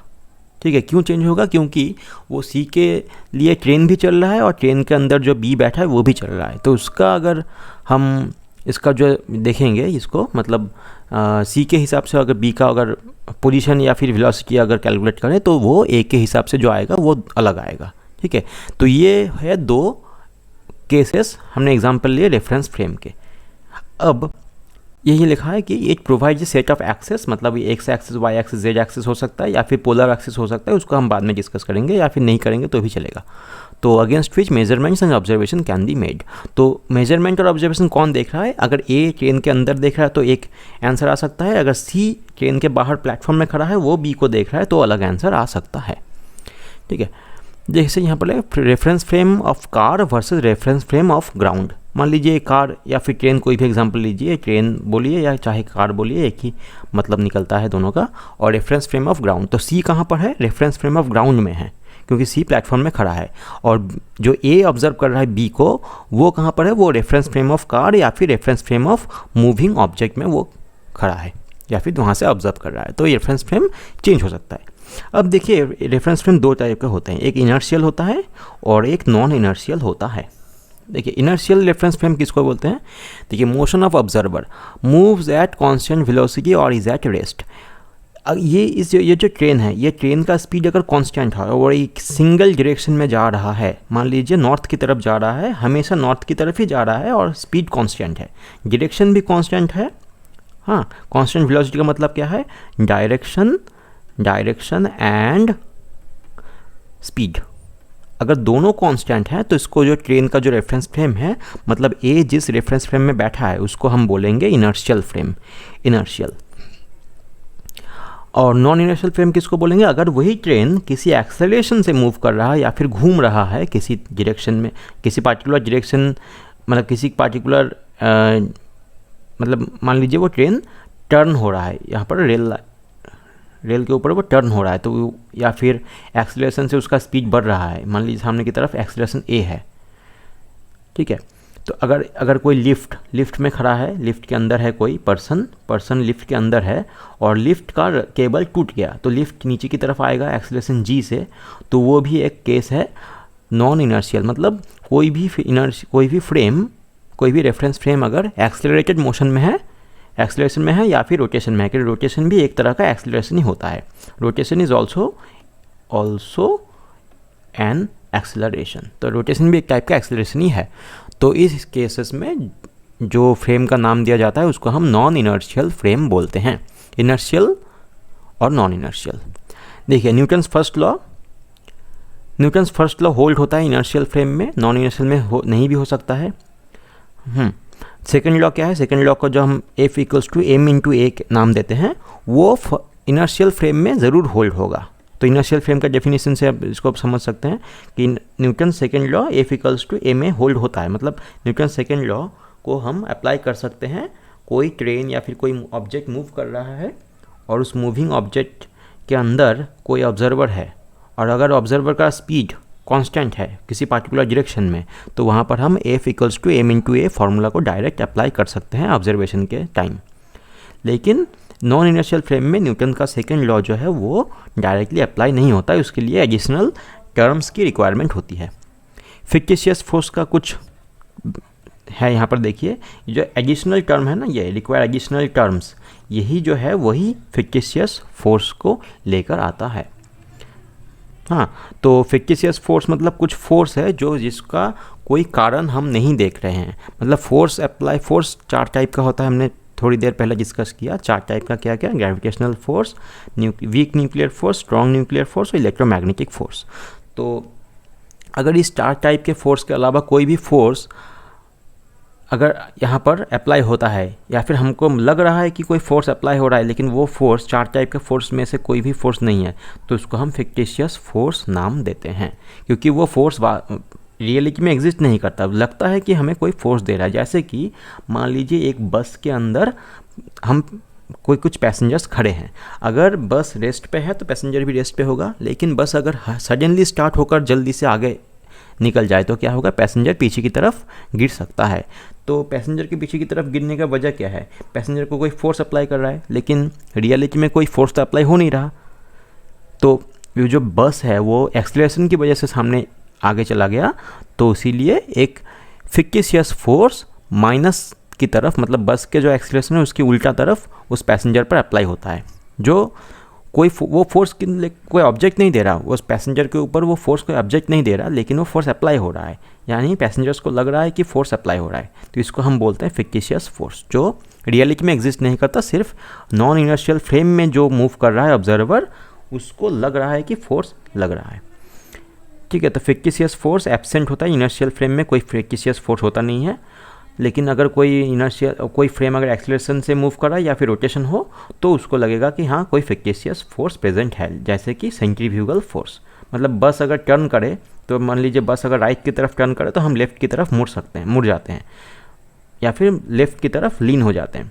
तो ये जो फोर्स लग रहा है हम पर, वो हमें लग रहा है कि कोई फोर्स दे रहा है, लेकिन वास्तव में कोई फोर्स नहीं देता है। तो इसको हम कहते हैं फ्रिक्टिशियस फोर्स, जिसका एक एग्जांपल है सेंट्रीफ्यूगल फोर्स। या फिर एक फोर्स है कोरियोलिस फोर्स, जो अर्थ के रोटेशन की वजह से होता है। अर्थ का रोटेशन की वजह से जो कोरियोलिस फोर्स लगता है वो भी फ्रिक्टिशियस है, सेंट्रीफ्यूगल वो भी फ्रिक्टिशियस है, ठीक है। ये सब फ्रिक्टिशियस फोर्स के एग्जांपल्स है। फ्रिक्टिशियस मतलब इमेजिनरी, जो वास्तव में एग्जिस्ट नहीं करता, सिर्फ हम इक्वेशन को सिंप्लीफाई करने के लिए इसको यूज़ करते हैं ऑन पेन एंड पेपर, ठीक है। जैसे अब देखिए एक केसेस हैं, कुछ केसेस हैं जहाँ पर लिफ्ट का जो एक्सेलरेशन है उसकी वजह से लिफ्ट के अंदर कोई ऑब्जेक्ट या फिर कोई पर्सन है, उसका लगेगा कि इसका वेट बढ़ रहा है या फिर वेट घट रहा है। तो क्या क्या केसेस हो सकते हैं? अगर लिफ्ट रेस्ट पे है, मतलब लिफ्ट एक जगह रेस्ट पे है, एक ही जगह खड़ा है लिफ्ट, तो उसके अंदर जो पैसेंजर है, या फिर lift moving upward with constant speed और लिफ्ट मूविंग डाउनवर्ड। मतलब 3 केसेस हो सकते हैं जहाँ पर लिफ्ट आइदर रेस्ट पे है या फिर उसका स्पीड अपवर्ड या फिर डाउनवर्ड कांस्टेंट है, स्पीड या फिर वेलोसिटी कांस्टेंट है। तो जो पैसेंजर है उसको कोई चेंज नोटिस नहीं आएगा, कि उसको लगेगा कि उसका जो वेट है वो एक्चुअल है, उसमें वेट में कोई चेंज नहीं आया वेट में। उसको ना तो खुद को भारी लगेगा या फिर हल्का लगेगा। तो कौन सा केस है? लिफ्ट रेस्ट में, नो एक्सेलरेशन, या फिर लिफ्ट का कांस्टेंट वेलोसिटी है, क्योंकि वेलोसिटी अगर कांस्टेंट हो, चाहे वो ऊपर की तरफ हो या फिर नीचे की तरफ हो, अगर वेलोसिटी कांस्टेंट है तो एक्सेलरेशन क्या है? 0 है। तो एक्सेलरेशन ये वाला केस और ये वाला केस एक्सेलरेशन का 0 केस, ये तीनों केसेस सेम टू सेम है, जहाँ पर इक्वल टू एक्चुअल वेट, यहाँ पर equal to actual weight, equal to actual weight. तो क्या लिखा है यहाँ पर? The person experiences their actual weight. अगर लिफ्ट ऊपर की तरफ एक्सेलरेशन लेकर मूव करे तो जो पर्सन ऊपर की तरफ, मतलब मान लीजिए लिफ्ट 2nd फ्लोर से 3rd फ्लोर की तरफ जाने के लिए जस्ट स्टार्ट हुआ है, तब ऊपर की तरफ एक एक्सेलरेशन है, तो उस टाइम उस पर्सन को फील होगा कि वो भारी हो गया है, यानी उसका वेट, उसको लगेगा कि उसका वेट बढ़ गया है, ठीक है। लिफ्ट अगर ऊपर की तरफ स्टार्ट करे एक्सेलरेशन के साथ। अगर लिफ्ट मूविंग डाउनवर्ड, मतलब मान लीजिए वो लिफ्ट 3 नंबर फ्लोर से 2nd फ्लोर की तरफ आने की कोशिश कर रहा है, जस्ट स्टार्ट हुआ है नीचे विथ एक्सेलरेशन, तो उस पर्सन को लगेगा कि उसका वेट घट गया है। हाँ, तो ये चार्ट है, ये अच्छे से आप देख लीजिएगा। Lift moving upward with deceleration, मान लीजिए 2nd फ्लोर से लेकर वो लिफ्ट जाएगा कहाँ पर? 3rd फ्लोर में, लेकिन यहाँ पर स्टार्ट हुआ, ठीक है, कुछ दूर तक एक्सेलरेशन था ऊपर प्लस एक्सेलरेशन, उसके बाद वेलोसिटी कांस्टेंट हो गया। उसके बाद अगर 3rd फ्लोर में उस लिफ्ट को रुकना है तो उसको स्पीड कम करना पड़ेगा। स्पीड अगर कम करे तो उसका नीचे की तरफ एक एक्सेलरेशन होगा, नीचे की तरफ। हाँ, तो क्या लिखा है? Lift moving upward with deceleration या फिर डाउनवर्ड एक्सेलरेशन, तो उस टाइम उसको लगेगा कि उसका वेट घट गया है। तो ये वाला केस। और लास्ट एक केस है lift moving downward with deceleration. मान लीजिए ऐसा है कि 3rd फ्लोर से वो लिफ्ट नीचे की तरफ आ रहा है 2nd फ्लोर में। अब जब स्टार्ट हुआ तब तो एक्सेलरेशन नीचे की तरफ था, उसके बाद कुछ देर तक वेलोसिटी कांस्टेंट हो गया या फिर यानी एक्सेलरेशन 0 हो गया। उसके बाद जब वो 3rd फ्लोर से लेकर 2nd फ्लोर में आके रुकेगा तो उसका नीचे की तरफ जो स्पीड है उसको कम करके रुकना पड़ेगा, तो एक्सेलरेशन उसका ऊपर की तरफ हो गया। तो यहाँ पर क्या होगा? वेट डाउन, एक्सेलरेशन नीचे की तरफ है इसलिए वेट कम होगा। यहाँ पर वेट क्या होगा? सेम होगा। और यहाँ पर क्या होगा? वेट ज़्यादा होगा, ठीक है। अगर ए का डायरेक्शन नीचे की तरफ है एक्सेलरेशन तो भी वेट कम होता है, अगर ए का डायरेक्शन ऊपर की तरफ है तो वेट बढ़ता है, ठीक है। ये ऐसे आप याद रख सकते हैं या फिर चार्ट को आप अच्छे से देख लीजिएगा। अब हम चले आते हैं नेक्स्ट सेक्शन पे। नेक्स्ट सेक्शन का नाम है फ्रिक्शन का। तो फ्रिक्शन क्या है? ये फ्रिक्शन एक सरफेस फोर्स है। सरफेस फोर्स मतलब ये 2 सरफेसेस के जो कांटेक्ट होता है उसमें एक्ट करता है। हाँ, और क्या करता है वो? Contact of 2 surfaces and opposes the relative motion of 2 surfaces. मान लीजिए ऐसा एक कोई प्लेन है, इस प्लेन के ऊपर एक बॉक्स रखा हुआ है अब इस बॉक्स को ऊपर से नीचे की तरफ अट्रैक्ट कर रहा है अर्थ अपने सेंटर की तरफ, जिसको हम बोलते हैं वेट ऑफ द बॉक्स। अब ये बॉक्स नीचे गिर ना जाए इसलिए ये जो प्लेन है नीचे वाला 1 नंबर इसको देते हैं और बॉक्स को हम 2 नंबर देते हैं 2। तो लेवल कर दिया 1 और 2 से। अब ये जो 1 नंबर जो प्लेन है वो बॉक्स को ऊपर की तरफ एक और फोर्स देता है, जिसको हम बोलते हैं नॉर्मल रिएक्शन। तो ये फोर्स कैसे आता है, ये देखिए यहाँ पर जो कांटेक्ट हुआ है ना, एक फर्स्ट ऑब्जेक्ट और सेकंड ऑब्जेक्ट के बीच में यहाँ पर जो कांटेक्ट हुआ है उसमें ये दोनों जो ऑब्जेक्ट्स हैं उन दोनों के कांटेक्ट सरफेस में कुछ मॉलिक्यूल्स हैं जिनका अट्रैक्शन होता है। तो वो जो अट्रैक्शंस होते हैं मॉलिक्यूल्स के बीच में, उन अट्रैक्शन का 2 कंपोनेंट होता है, एक पैरेलल टू द सरफेस और एक perpendicular to the surface. Perpendicular जो सरफेस जो होता है उसको हम नॉर्मल रिएक्शन बोलते हैं, और जो पैरेलल सरफेस होता है वो हर वक्त नहीं आता है काम में, वो तभी आता है जब इस बॉक्स को 2 नंबर बॉक्स को कोई बाहर से फोर्स दे के इस 1 नंबर सरफेस के ऊपर से उसको हटाना चाहे या फिर मूव करना चाहे, तभी वो कॉन्टैक्ट फोर्स में जो पैरेलल कंपोनेंट होता है उसको हम कहते हैं फ्रिक्शन। ठीक है, फ्रिक्शन कहते हैं इसको। तो ये सरफेस अलॉन्ग द सरफेस ये एक्ट होता है, और जो अपोज करता है वो रिलेटिव मोशन को, कि जब भी ये बॉक्स यहाँ से हिलने की कोशिश करेगा तभी ये फ्रिक्शन उसको अपोज करेगा। तो कैरेक्टरिस्टिक्स क्या हैं इसके फ्रिक्शन के, देखिए फ्रिक्शन एक इलेक्ट्रोमैग्नेटिक फोर्स है नेचर में। ये नॉर्मल फोर्स ये भी इलेक्ट्रोमैग्नेटिक है, और ये जो फ्रिक्शन है ये भी इलेक्ट्रोमैग्नेटिक है। तो ये फ्रिक्शन इलेक्ट्रोमैग्नेटिक इन नेचर है, कॉन्टैक्ट फोर्स है। Friction does not depend on area of contact. यहाँ पर जो एरिया रखा है, ये बॉक्स का जो कॉन्टैक्ट एरिया यहाँ से लेकर यहाँ तक जो कॉन्टैक्ट एरिया है, इस एरिया के ऊपर डिपेंड नहीं करता। ऐसे एक एग्जांपल लीजिए, मान लीजिए साइकिल का ब्रेक पैड है। साइकिल का जो ब्रेक पैड है उसमें रिम में यहाँ पर एक ब्रेक पैड यहाँ पर लगा होता है, यहाँ से उसको हम ब्रेक लीवर से पुल करते हैं। तो ये ब्रेक पैड का एरिया अगर हम डबल कर दें, मतलब दूसरा एक और ब्रेक पैड लेके आए जिसका एरिया डबल हो, तो भी फ्रिक्शन वही लगेगा। ठीक है, तो फ्रिक्शन कॉन्टैक्ट एरिया पे डिपेंड नहीं करता, ये डिपेंड करता है इसके ऊपर perpendicular component of the contact force, जिसको हम नॉर्मल रिएक्शन से जानते हैं। जितना ज़्यादा नॉर्मल रिएक्शन होगा उतना ही ये फ्रिक्शन ज़्यादा होगा। अब ये देखिए, आपको इतना डिटेल में समझने की ज़रूरत नहीं है, क्योंकि आपको मोटा मोटा अगर समझ में भी आ जाए तो आप क्वेश्चन का आंसर ज़रूर कर सकते हैं। क्वेश्चन का आंसर करने से आपको नौकरी लग जाएगी। तो 2 टाइप्स ऑफ फ्रिक्शन क्या है देखिए, 2 टाइप्स ऑफ, एक है स्टैटिक फ्रिक्शन, 2 नहीं एक्चुअली ये 3 टाइप्स होगा। ये 3 टाइप्स ऑफ फ्रिक्शन, 1 2 3 है यहाँ पर। स्टैटिक फ्रिक्शन है, क्या क्या है स्टैटिक फ्रिक्शन में। स्टैटिक फ्रिक्शन क्या होता है कि यहाँ पर आप इस लाइन को आप पॉज करके पढ़ लीजिएगा, मैं समझा देता हूँ आसान भाषा में। ये बॉक्स और ये एक box single number 1, box number 1 है, बॉक्स नंबर 2। बॉक्स नंबर 2 को अगर हम फोर्स देंगे बाहर से तो ये मूव कर भी सकता है या भी नहीं भी कर सकता है। मान लीजिए ये बॉक्स बहुत भारी है और एक बच्चा इसको फोर्स दे रहा है। मान लीजिए फोर्स का वैल्यू है, मैग्नीट्यूड है 1 न्यूटन, लेकिन 1 न्यूटन फोर्स देने से भी ये बॉक्स मूव नहीं कर रहा, क्योंकि इस जो 1 न्यूटन फोर्स है एक्सटर्नल बाहर से जो बच्चा दे रहा है उसको अपोज कर रहा है कौन, फ्रिक्शन फोर्स, वो भी 1 न्यूटन है। मान लीजिए दूसरे बच्चा आया और दूसरे बच्चे का थोड़ा पावर ज़्यादा है, उसने 2 न्यूटन फोर्स अप्लाई किया, तब भी ये बॉक्स नहीं मूव कर रहा। तो इसका मतलब यही है कि फ्रिक्शन फोर्स भी बढ़कर 2 न्यूटन हो गया। तो ऐसे जब तक ये बॉक्स मूव नहीं करेगा और एक्सटर्नल फोर्स अगर बढ़ता रहे कंटिन्यूसली तो फ्रिक्शन फोर्स भी बढ़ता है, लेकिन फ्रिक्शन फोर्स ज़्यादा दूर तक बढ़ नहीं सकता। एक मैक्सिमम लिमिट होता है, इसको हम बोलते हैं लिमिटिंग फ्रिक्शन। तो अगर एक्सटर्नल फोर्स जो बाहर से जो फोर्स अप्लाई किया जा रहा है वो अगर लिमिटिंग फ्रिक्शन या मैक्सिमम वैल्यू से अगर बढ़ जाए तो ये बॉक्स मूव करने लगेगा।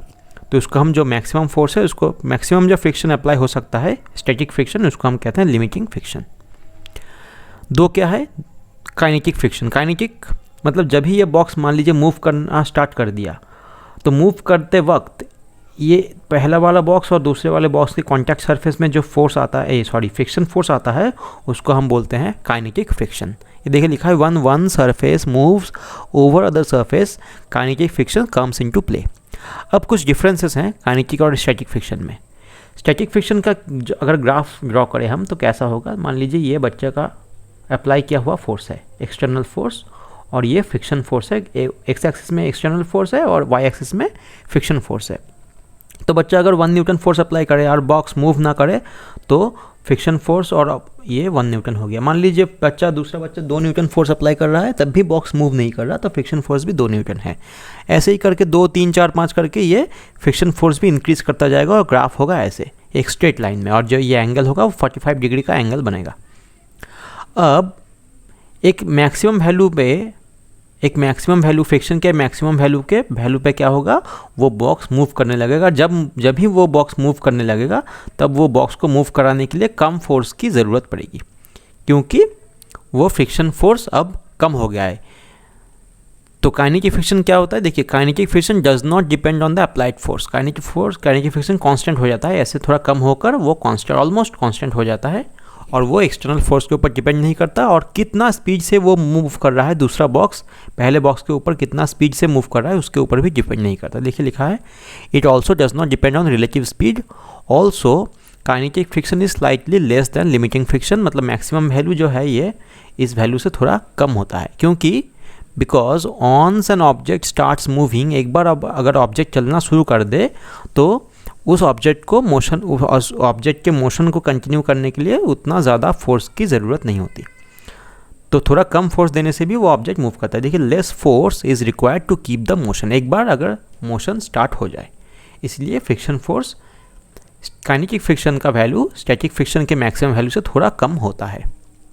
और 3 नंबर क्या है, रोलिंग फ्रिक्शन। रोलिंग मतलब मान लीजिए बॉक्स मूव कर रहा है, लेकिन ये बॉक्स को अब हम ऐसे मूव करेंगे, इसके नीचे 2 पहिए लगा देंगे व्हील्स, तो ये व्हील घूमेगा और ये बॉक्स मूव करेगा। 2 नंबर, ये 1 नंबर। तो इस बार बहुत कम फोर्स अप्लाई करने की ज़रूरत है, सिर्फ थोड़ा सा फोर्स अप्लाई करने से ये पहिया घूमने लगता है और बॉक्स आगे चला जाता है। ठीक है, this friction comes into play when one object rolls over the other object. This is the least among the 3 friction. ये तीनों जो फ्रिक्शन है, स्टैटिक फ्रिक्शन, काइनेटिक फ्रिक्शन, ये स्टैटिक फ्रिक्शन, काइनेटिक फ्रिक्शन और रोलिंग फ्रिक्शन, इन तीनों में सबसे कम फोर्स फ्रिक्शन कौन सा है, रोलिंग फ्रिक्शन का। इसीलिए पहिया लगाने की वजह से व्हील्स अगर लगा दें तो क्या होता है, ऑब्जेक्ट जल्दी बहुत ईजीली मूव करता है। अब देखिए, using of ball bearing. Using of ball bearing in rotating part of machine. हम जानते हैं कि साइकिल के जो कैसेट होते हैं, कैसेट के अंदर, कैसेट मतलब जो वो चेन में जो गियर लगता है उसको हम कैसेट कहते हैं।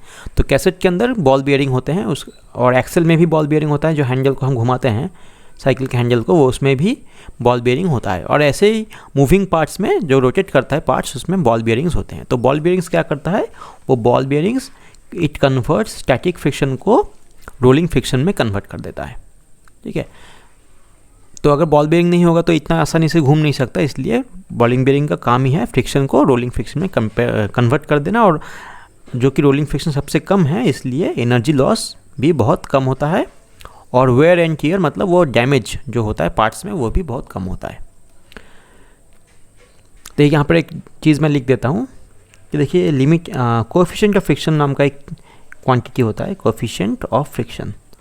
तो ये क्या है, ये है external force, sorry friction force.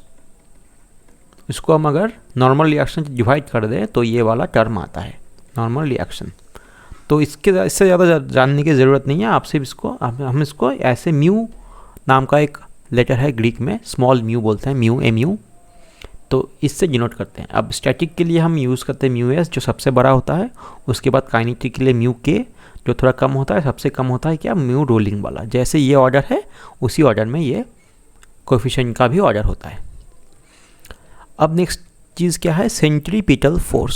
Centripetal force, मान लीजिए एक ऑब्जेक्ट, न्यूटन का फर्स्ट लॉ क्या डिनोट करते हैं, न्यूटन का फर्स्ट लॉ क्या बोलता है, न्यूटन का फर्स्ट लॉ बोलता है कि अगर कोई ऑब्जेक्ट मूव करे और उसमें फोर्स ना हो तो वो ऑब्जेक्ट हमेशा स्ट्रेट लाइन में मूव करेगा। स्ट्रेट लाइन में मतलब उसका डायरेक्शन चेंज नहीं होगा, उसका स्पीड भी कम नहीं होगा।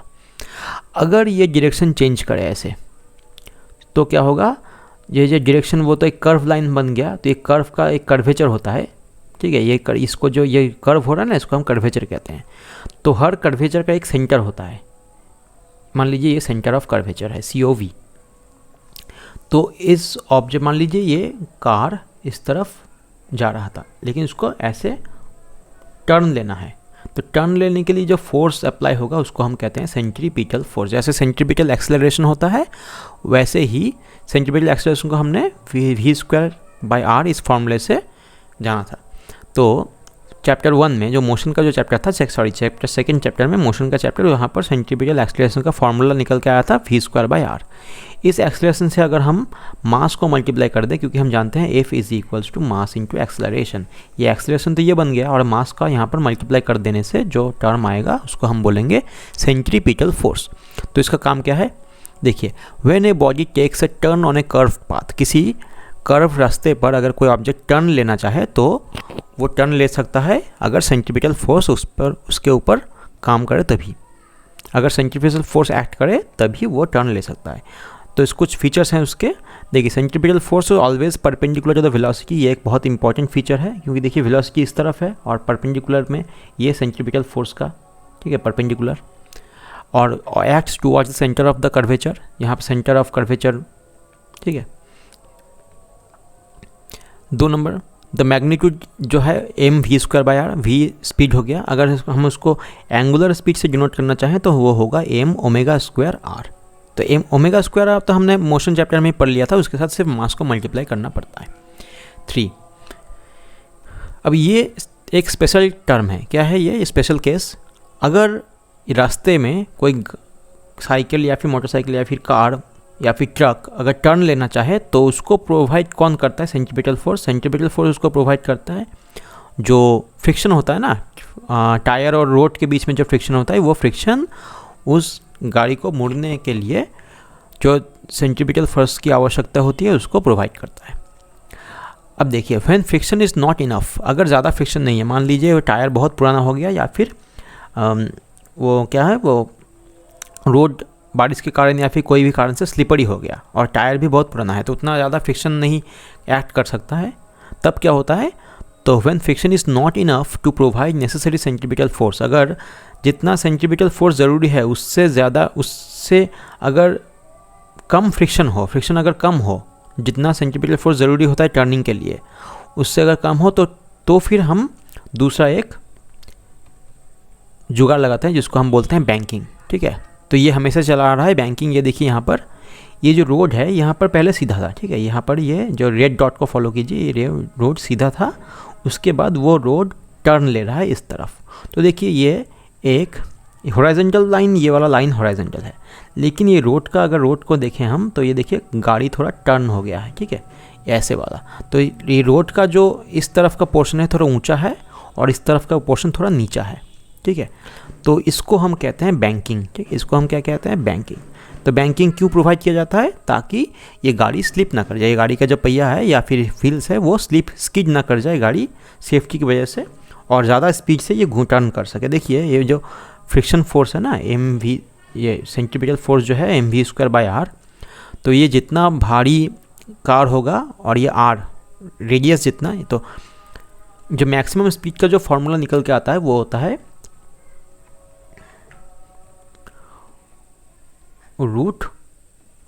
√μ/g, इस फॉर्मूला से एक निकल। अब अगर मान लीजिए फ्रिक्शन अगर कम है, फ्रिक्शन कम है तो मतलब म्यू का वैल्यू अगर कम है तो स्पीड भी कम हो जाएगा। मैक्सिमम ये है क्या, ये टर्निंग के लिए सेफ स्पीड, ये होता है सेफ स्पीड फॉर टर्निंग। इससे ज़्यादा स्पीड अगर होगा इस रास्ते पर तो गाड़ी स्किड कर सकता है, तो सेफ स्पीड फॉर टर्निंग।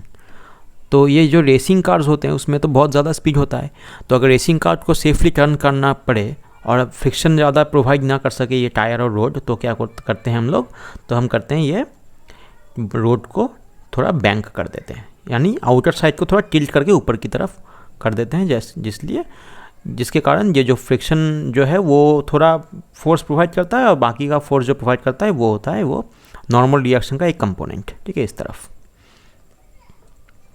अब देखिए ये सेंट्रीपिटल फोर्स की वजह से प्लैनेट्स रिवॉल्व अराउंड द सन और electrons revolve around the nucleus, बस। अब ये क्या चीज़ है, सेंट्रीफ्यूगल फोर्स। ये सेंट्रीफ्यूगल फोर्स, मान लीजिए कि हम ये मेरी गो राउंड पे हम घूम रहे हैं, तो हमें क्या लगेगा कि हम जो घूम रहे हैं यहाँ पर अगर कोई एक केबिन में यहाँ पर कोई यहाँ पर घूम रहा है यहाँ पर बैठ के, तो ऐसे इस तरफ, तो उसको लगेगा कि उसको पीछे की तरफ कोई पुश कर रहा है, ठीक है। पीछे की तरफ मतलब वो अगर सेंटर की तरफ देखे तो सेंटर से लेकर पीछे की तरफ उसको कोई पुश कर लगेगा। हाँ, ये क्या है, centrifugal force is a perceived force. Perceive मतलब उसको लग रहा है, जो घूम रहा है उसको लग रहा है कि एक फोर्स है, लग रहा है। That acts outward on a body, तक देखिए बाहर की तरफ, ये सेंटर है और ये बाहर की तरफ, moving around the centre arising from the bodies inertia. Inertia का क्या काम है, अगर ये इसको कोई पकड़ के ना रखे तो ये सीधा टेंजेंशियल यानी इस लाइन में जा सकता है, लेकिन इनर्शिया वो इनर्शिया की वजह से जा सकता है, लेकिन इसको घुमाने के लिए एक फोर्स लगता है इस तरफ सेंटर के अलोंग द सेंटर या फिर टुवर्ड्स द सेंटर, एक सेंट्रीपिटल फोर्स लगता है। ये वाला फोर्स हम इसको यहाँ पर नहीं कर रहे, ये जो है ये सेंट्रीफ्यूगल है, पहले वाला था सेंट्रीपिटल, ये सेंट्रीफ्यूगल है। तो सेंट्रीफ्यूगल क्या है, ये परसीव्ड फोर्स है, it is not an actual force, ये कोई एक्चुअल फोर्स नहीं है, याद रखना पड़ेगा। ये एक्चुअल फोर्स नहीं है, ये क्या है, एक फिक्टिशियस फोर्स है, ये है एक फिक्टिशियस मतलब इमेजिनरी फोर्स है, fictitious force that acts outward on a body. ये देखिए लिखा है not an actual force but rather result of inertia. हाँ, तो रोटेटिंग फ्रेम में ये जो फ्रेम घूम रहा है, rotating frame, this force appears to push objects away from the centre. ये देखिए फिर से लिखा हुआ है अपीयर्स, परसीव्ड, ये कुछ टर्म्स आपको ध्यान में रखना है। अब यहाँ पर एक चीज़ यहाँ पर रिमेंबर करके स्पेशली यहाँ पर लिखा हुआ है, क्या है, centrifugal force is not reaction to centripetal force. देखिए यहाँ पर सेंट्रीपिटल फोर्स का डायरेक्शन सेंटर की तरफ है और सेंट्रीफ्यूगल फोर्स का डायरेक्शन बाहर की तरफ परसीव हो रहा है, मतलब ये सबको नहीं होगा। देखिए यहाँ पर मान लीजिए कोई बाहर, ये बच्चा घूम रहा है, यहाँ पर यह बच्चा मेरी गो राउंड में घूम रहा है और उसका फादर यहाँ पर खड़ा है, वो देख रहा है, तो ये वो बच्चे को लगेगा कि पीछे की तरफ कोई फोर्स दे रहा है, लेकिन इस फादर को नहीं लगेगा। लेकिन ये जो सेंट्रीपिटल फोर्स है ना, ये अंदर की तरफ, सेंटर की तरफ, ये लेकिन ये फादर जो है, इस फादर को ये सेंट्रीपिटल फोर्स का जो कॉज है वो उसको मालूम है कि ये जो रॉड जो जिस रॉड से या फिर जिस कनेक्टिंग रॉड से ये बंधा हुआ है ना, ये केबिन, उस रॉड का अलॉन्ग जो टेंशन अप्लाई हो रहा है, वो टेंशन से ये सेंट्रीपिटल फोर्स लग रहा है। लेकिन ये सेंट्रीफ्यूगल जो फोर्स है, सेंट्रीफ्यूगल, इस फोर्स का कोई कॉज नहीं है। ये कोई ऑब्जेक्ट किसी ऑब्जेक्ट दूसरे ऑब्जेक्ट को प्रोवाइड नहीं करता है। तो centrifugal force is not reaction, इसलिए हम इसको सेंट्रीपिटल का रिएक्शन नहीं बोल सकते। कुछ किताब में लिखा हो सकता है, एक दो किताब में, तो मैंने एक देखा इसलिए स्पेशली लिख दिया कि centrifugal force is not a reaction to centripetal force, because क्यों, centripetal force is an actual force और centrifugal force is a perceived force. ठीक है, अब सेंट्रीफ्यूगल फोर्स का कुछ एप्लीकेशन भी है, जैसे सेंट्रीफ्यूज एक डिवाइस है जिससे हल्का और लाइट और भारी पार्टिकल्स को हम अलग कर सकते हैं, हल्का और भारी पार्टिकल्स को हम अलग कर सकते हैं। क्रीम सेपरेटर, मिल्क से अगर क्रीम को अलग करना हो तो सेंट्रीफ्यूज का यूज़ करते हैं हम लोग। या फिर लेबोरेटरी में मान लीजिए एक टेस्ट ट्यूब में थोड़ा ब्लड सैंपल लिया है, अब ब्लड से प्लाज्मा से अगर वो RBC WBC को अलग करना पड़े तो उसके लिए भी हम सिमिलर मैकेनिज्म यानी सेंट्रीफ्यूज का इस्तेमाल करते हैं। और वॉशिंग मशीन में जो अगर कपड़ा सुखाने के लिए जो यूज़ होता है ड्रायर, ठीक है, या सिर्फ ड्रायर नहीं, वॉशिंग मशीन में जो कपड़ा साफ़ होता है वो भी सेंट्रीफ्यूज से ही होता है। ठीक है, तो सेंट्रीफ्यूज, ये देखिए यहाँ पर क्या लिखा है, the difference in relative densities of milk and cream. तो मिल्क का डेंसिटी और क्रीम का डेंसिटी अलग है, तो डेंसिटी का अलग होने की वजह से ये सेंट्रीफ्यूज के समय ये अलग हो जाता है। तो ये हो गया, ये मोड़ा एक थ्योरी। ठीक है, तो थ्योरी के बाद हम चले जाएंगे नेक्स्ट सेक्शन यानी MCQ पर।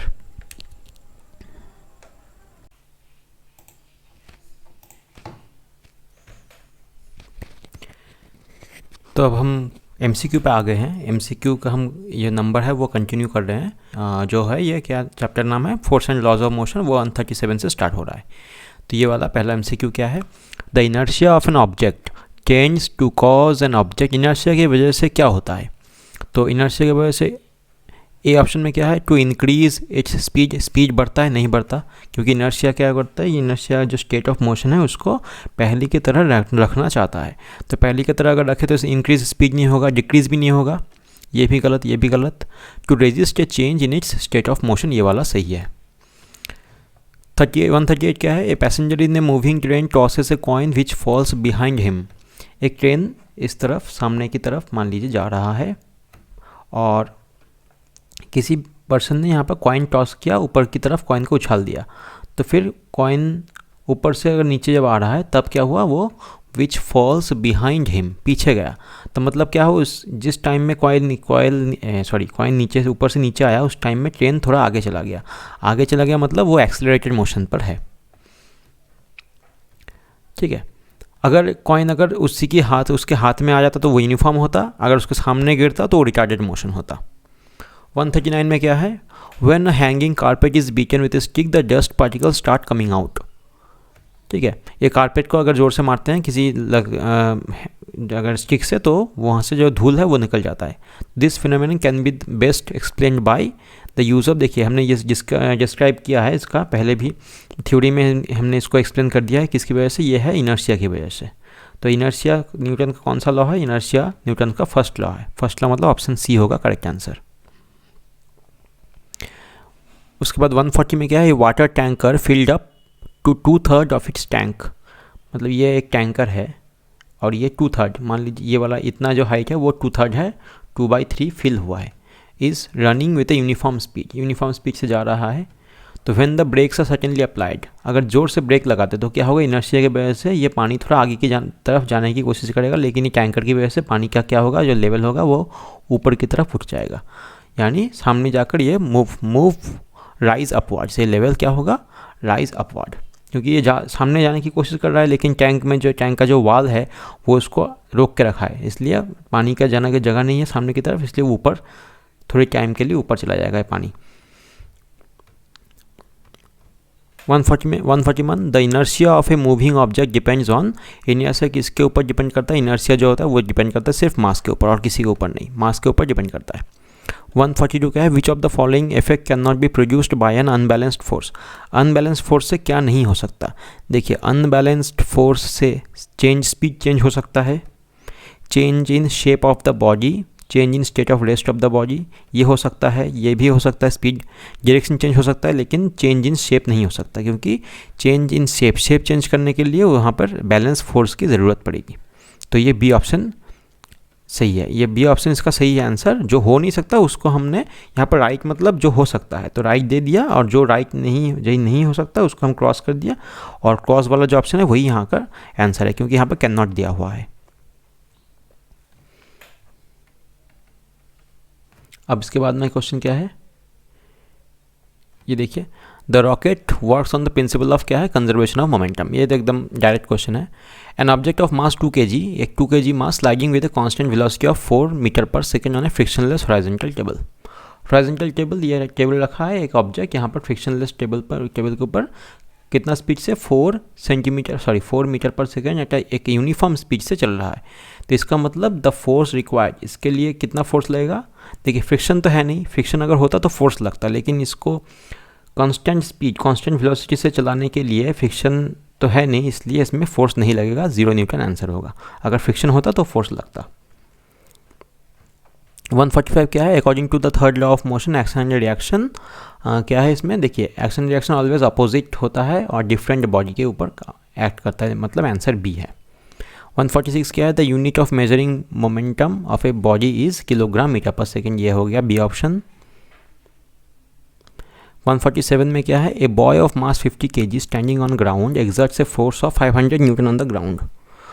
तो एक लड़का जिसका वेट 50 kg मास है वो एक ग्राउंड के ऊपर कहीं पर खड़ा है, और ग्राउंड के ऊपर वो जो फोर्स एक्सर्ट कर रहा है वो फोर्स है 500 न्यूटन नीचे की तरफ। तो न्यूटन का थर्ड लॉ क्या कह रहा है, न्यूटन का थर्ड लॉ बोलता है कि वो ग्राउंड भी उस लड़के के ऊपर एक ऊपर की तरफ फोर्स अप्लाई करेगा, न्यूटन नॉर्मल रिएक्शन बोलते हैं उसको। तो ये जो force exerted by the ground on the boy वो भी 500 न्यूटन ही होगा, क्योंकि ये न्यूटन थर्ड लॉ से आता है। 148 में क्या है, which of the following situation involve Newton's second law. Second law मतलब F इक्वल्स टू ma हो सकता है, या फिर force equals to change in momentum by time, ये हो सकता है। अब देखते हैं कौन सा है। A force can stop a lighter vehicle as well as a heavier vehicle which are moving. तो ये तो फोर्स तो उसको रोक तो सकता है, लेकिन यहाँ पर ये थोड़ा इसका आंसर नहीं लग रहा है। देखते हैं बी में क्या है, a force can accelerate a lighter vehicle more easily than a heavier vehicle which are moving. ये देखिए इसमें F equals to mass into acceleration. अब एक्सेलरेशन का फॉर्मूला क्या आ जाएगा, F बाई मास। अब अगर हम सेम फोर्स दो ऑब्जेक्ट पे अप्लाई करें तो फर्स्ट ऑब्जेक्ट का मास अगर ज़्यादा है m1 तो फोर्स तो सेम ही है, और सेकेंड ऑब्जेक्ट का मास अगर m2 है तो फोर्स भी सेम है। तो इसमें कितना होगा, अगर m1 ग्रेटर देन m2 मतलब मास जिसका भारी है, जो भारी है उसमें एक्सेलरेशन क्या होगा, a1 लेस देन a2 होगा। तो यहाँ पर लिखा है a force can accelerate a lighter vehicle more easily, B option सही है। 149 क्या है, a fielder pulls his hands backwards after catching the cricket ball. Cricket ball को पकड़ने के बाद वो थोड़ा, जो फील्डर है वो थोड़ा हाथ पीछे की तरफ कर लेता है। क्यों? ताकि बॉल फील्डर के हाथ के ऊपर ज़्यादा फोर्स ना दे सकते, reduce the force exerted by the ball. 150 में क्या है, which of the following is not true for an object moving along a straight path in an accelerated motion. देखिए सही नहीं है किसके लिए, एक ऑब्जेक्ट है जो स्ट्रेट पाथ में एक स्ट्रेट लाइन में जा रहा है लेकिन एक्सेलरेशन है, तो इट्स वेलोसिटी ऑलवेज चेंजेस, ये सही है क्योंकि इसका स्पीड चेंज हो रहा है। It's speed may keep changing, अच्छा। A force is always acting on it, और द फोर्स एक्ट हो रहा है इसलिए तो एक्सेलरेशन है, और it always go away from the earth. देखिए ज़रूरी नहीं है कि वो हमेशा अर्थ से दूर की तरफ जाए, अर्थ की तरफ भी आ सकता है, तो ये गलत है। ठीक है, तो ये अगर गलत हो गया स्टेटमेंट, यहाँ पर नॉट ट्रू चाहिए, तो इसका आंसर क्या होगा, यही वाला डी आंसर होगा, आंसर डी होगा। ठीक है, क्योंकि स्टेटमेंट गलत है, यहाँ पर कौन सा स्टेटमेंट गलत है यही पूछा गया है, तो यही होगा इसका आंसर, करेक्ट आंसर। 151 में क्या है, the inertia of an object causes the object to, inertia क्या करता है, डिक्रीज इन, अच्छा रजिस्टेंस, ये तो पहला वाला क्वेश्चन रिपीट हो गया फिर से। 152 में क्या है, if the mass of the body is doubled and velocity becomes half, तो मोमेंटम में क्या असर पड़ेगा, तो मोमेंटम मतलब मास इंटू वेलोसिटी, अगर मास डबल हो जाए तो 2m हो जाए, और वेलोसिटी को अगर हाफ कर दे v/2 तो 2 कट गया, फिर से mv मतलब पहला वाला मोमेंटम, तो मोमेंटम सेम रहेगा। ठीक है, मोमेंटम सेम रहेगा। इसके बाद which law is also known as law of inertia, वो होता है फर्स्ट लॉ ऑफ। 154 में क्या है, when a number of forces acting simultaneously on a body bringing about a change in its state of rest, these forces are said to be balanced forces, sorry ये क्या लिखा है, bringing about a change in its state of motion, अगर change कर रहा है तो unbalanced force ही है ये, क्योंकि बैलेंस्ड फोर्स में स्टेट ऑफ मोशन चेंज नहीं होता। 155 में क्या है, a man is standing on a boat in still water, if he walks towards the shore the boat will move away from the shore, ये कंजर्वेशन ऑफ मोमेंटम की वजह से होता है। अगर आदमी शोर मतलब वो जो तीर के अगर करीब आ जाए तो वो जो बोट है वो तीर से दूर चला जाएगा। ये देखिए लिखा है, this is due to conservation of linear momentum. 156 में क्या है, a ball is thrown vertically upward in a train moving with uniform velocity. देखिए यूनिफॉर्म वेलोसिटी में अगर ट्रेन मूव कर रहा है तो बॉल को ऊपर की तरफ फेंक रहा है, वो बॉल वापस नीचे आकर जो फेंक रहा है उसी के हाथ में आएगा, तो रिटर्न टू द थ्रोअर, जो थ्रो कर रहा है उसके पास रिटर्न हो जाएगा। 157 में क्या है, which one of the following is not दिया है an application of conservation of momentum, momentum conservation का एप्लीकेशन नहीं है। देखिए while firing a bullet the gun must be held tight to the shoulder, क्यों टाइट करना पड़ता है, क्योंकि वो गन भी थोड़ा पीछे की तरफ आने की कोशिश करता है, इसलिए ये एप्लीकेशन है। A body suspended from the hook of a spring balanced in a lift which is accelerated downward, अच्छा a rocket explodes on midway from the ground when a man jumps from a boat to the shore, इसमें होता है apply, अभी पहले वाला question में देखा था यहाँ पर। अच्छा ए body suspended from the hook of a spring balance in a lift is accelerated downwards, A rocket explodes on the Midway from the ground. देखिए अगर रॉकेट एक्सप्लोड हो जाए तो वहाँ उसका जो रॉकेट का जो टुकड़ा है वो चारों तरफ क्या होता है, वो फैल जाता है टुकड़ा, तो इसके लिए तो लीनियर मोमेंटम कंजर्वेशन का ही एप्लीकेशन होना चाहिए, तो ये भी ए, डी और सी तीनों ही लीनियर मोमेंटम के कंजर्वेशन का ही एप्लीकेशन है, तो जो नहीं है वो बी है, बी, तो इसका आंसर क्या होगा, बी आंसर, ये वाला इसका आंसर होगा। 158 में क्या है, when we stop pedalling the bicycle begins to slow down, किस लिए, friction force acting along the direction, देखिए अगर अलॉन्ग द डायरेक्शन हो तो बाईसाइकिल रुकेगा नहीं, friction force acting opposite to the direction of motion of the bicycle by road, ये B वाला ऑप्शन करेक्ट है। 159 में क्या है, the mass of two bodies are in the ratio 5:6, mass का रेशियो क्या दिया हुआ है 5:6, और वेलोसिटी का रेशियो क्या दिया हुआ है v1:v2 1:2, तो मोमेंटम का रेशियो क्या होगा p1:p2, मोमेंटम मतलब मास इंटू वेलोसिटी, 5:1:6:2 मतलब 5:12, 5:12 मतलब ऑप्शन क्या होगा, डी ऑप्शन।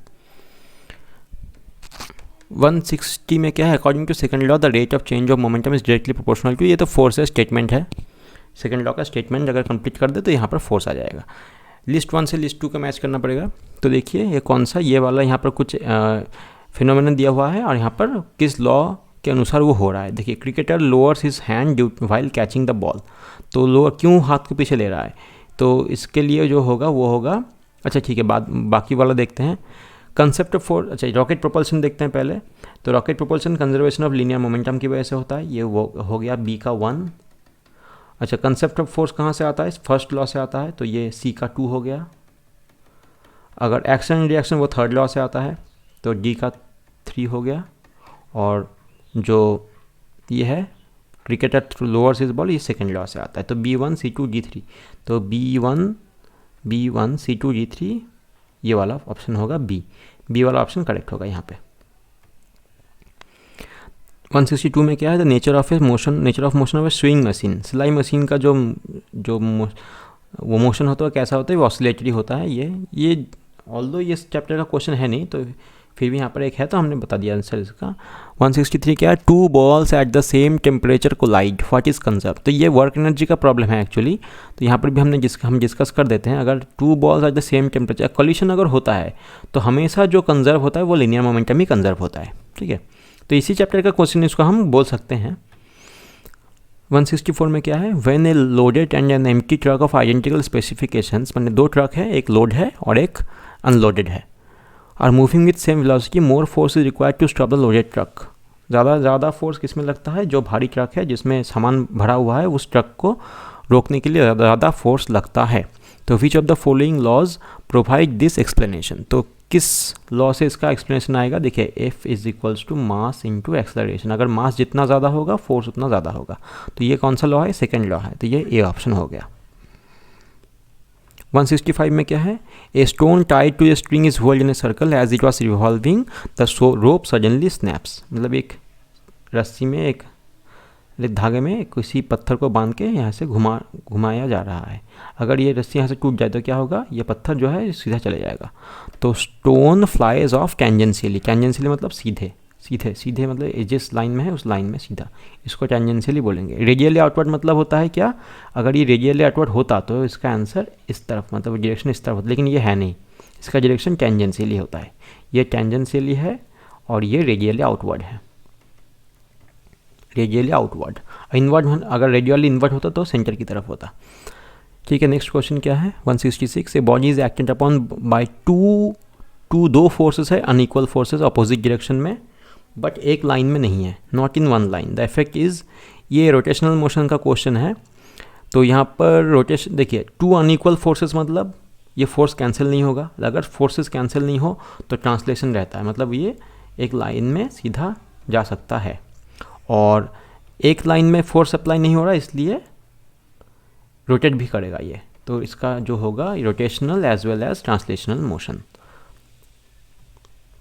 मान लीजिए यहाँ पर एक स्टिक या फिर लकड़ी का टुकड़ा रखा है, अब हम इसको ऐसे एक फोर्स दे रहे हैं यहाँ पर 10 न्यूटन और यहाँ से इस तरफ दे रहे हैं 12 न्यूटन, तो क्या होगा, इसका जो नेट फोर्स है इस तरफ होगा 2 न्यूटन, क्योंकि 12 से 10 कट गया। लेकिन ये जो फोर्स है वो एक लाइन में है नहीं, इसलिए देखिए क्या होगा, ये थोड़ा घूम भी जाएगा, इस तरफ ये घूम जाएगा, तो इसलिए रोटेशन भी होगा, ये मूव भी करेगा, दोनों होंगे इसमें। 167 में क्या है, which of the following is not A conservative force. ये वर्क एनर्जी पावर चैप्टर में है लेकिन यहाँ पर आ गया तो हम इसका आंसर कर देते हैं, फ्रिक्शनल फोर्स कंजर्वेटिव है नहीं। डाइन सेकेंड किसका यूनिट है, देखिए डाइन मतलब फोर्स का यूनिट, और सेकेंड किसका, टाइम का, तो फोर्स इंटू टाइम मतलब मोमेंटम का यूनिट हो जाता है ये। 169 में क्या है, an object moving with a constant speed on A horizontal surface will not have, constant speed से चल रहा है, काइनेटिक एनर्जी है। अच्छा, फोर्स एक्सेलरेशन, यहाँ पर कांस्टेंट स्पीड दिया हुआ है और डायरेक्शन नहीं है, लेकिन इसमें अगर सबसे अच्छा ऑप्शन अगर हमें चूज़ करना पड़े काइनेटिक एनर्जी तो होगा, तो जो नहीं हो सकता है ये मेन, यहाँ पर विल ना करके अगर मे कर दें तो इसका आंसर अच्छे से हो जाएगा, वो है अगर स्पीड कांस्टेंट है तो इसका डायरेक्शन भी अगर कांस्टेंट मान ले हम, अगर मान ले तो एक्सेलरेशन भी नहीं है, अगर एक्सेलरेशन नहीं है तो फोर्स भी नहीं है, तो ये नहीं होता ये भी नहीं होगा, लेकिन इसका यानी इसका मतलब होगा बोथ ए एंड सी, ये होगा आंसर। देखिए यहाँ पर बोला है क्या, स्पीड कांस्टेंट है, तो स्पीड कांस्टेंट मतलब डायरेक्शन भी कांस्टेंट होगा, ये ज़रूरी नहीं है। लेकिन अगर हम इस क्वेश्चन में जो ऑप्शन है उसको अगर देख के हम डायरेक्शन को कांस्टेंट मान ले, एक ही डायरेक्शन मान ले, तो स्पीड भी कांस्टेंट, डायरेक्शन भी कांस्टेंट, यानी स्पीड वेलोसिटी कांस्टेंट, वेलोसिटी अगर कांस्टेंट हो तो कोई एक्सेलरेशन नहीं होता, अगर एक्सेलरेशन नहीं हो तो फोर्स भी नहीं होगा, तो काइनेटिक एनर्जी तो रहेगा इसमें, तो इसलिए बोथ ए एंड सी। 170 में क्या है, same force is applied to two bodies A and B of masses m and 5m, both of them were initially at rest. देखिए एक ऑब्जेक्ट यहाँ पर है जिसका मास है m, एक ऑब्जेक्ट यहाँ पर है जिसका मास है 5m, इसका दोनों का स्पीड क्या था 0 और 0। अब both of them initially rest और सेम फोर्स अप्लाई किया जा रहा है, मान लीजिए नीचे की तरफ फोर्स अप्लाई किया जा रहा है F, यहाँ पर भी नीचे की तरफ फोर्स अप्लाई किया जा रहा है F, ठीक है। ये F mg से नहीं आ रहा है, ये जस्ट कोई एक्सटर्नल फोर्स इसमें अप्लाई कर रहा है।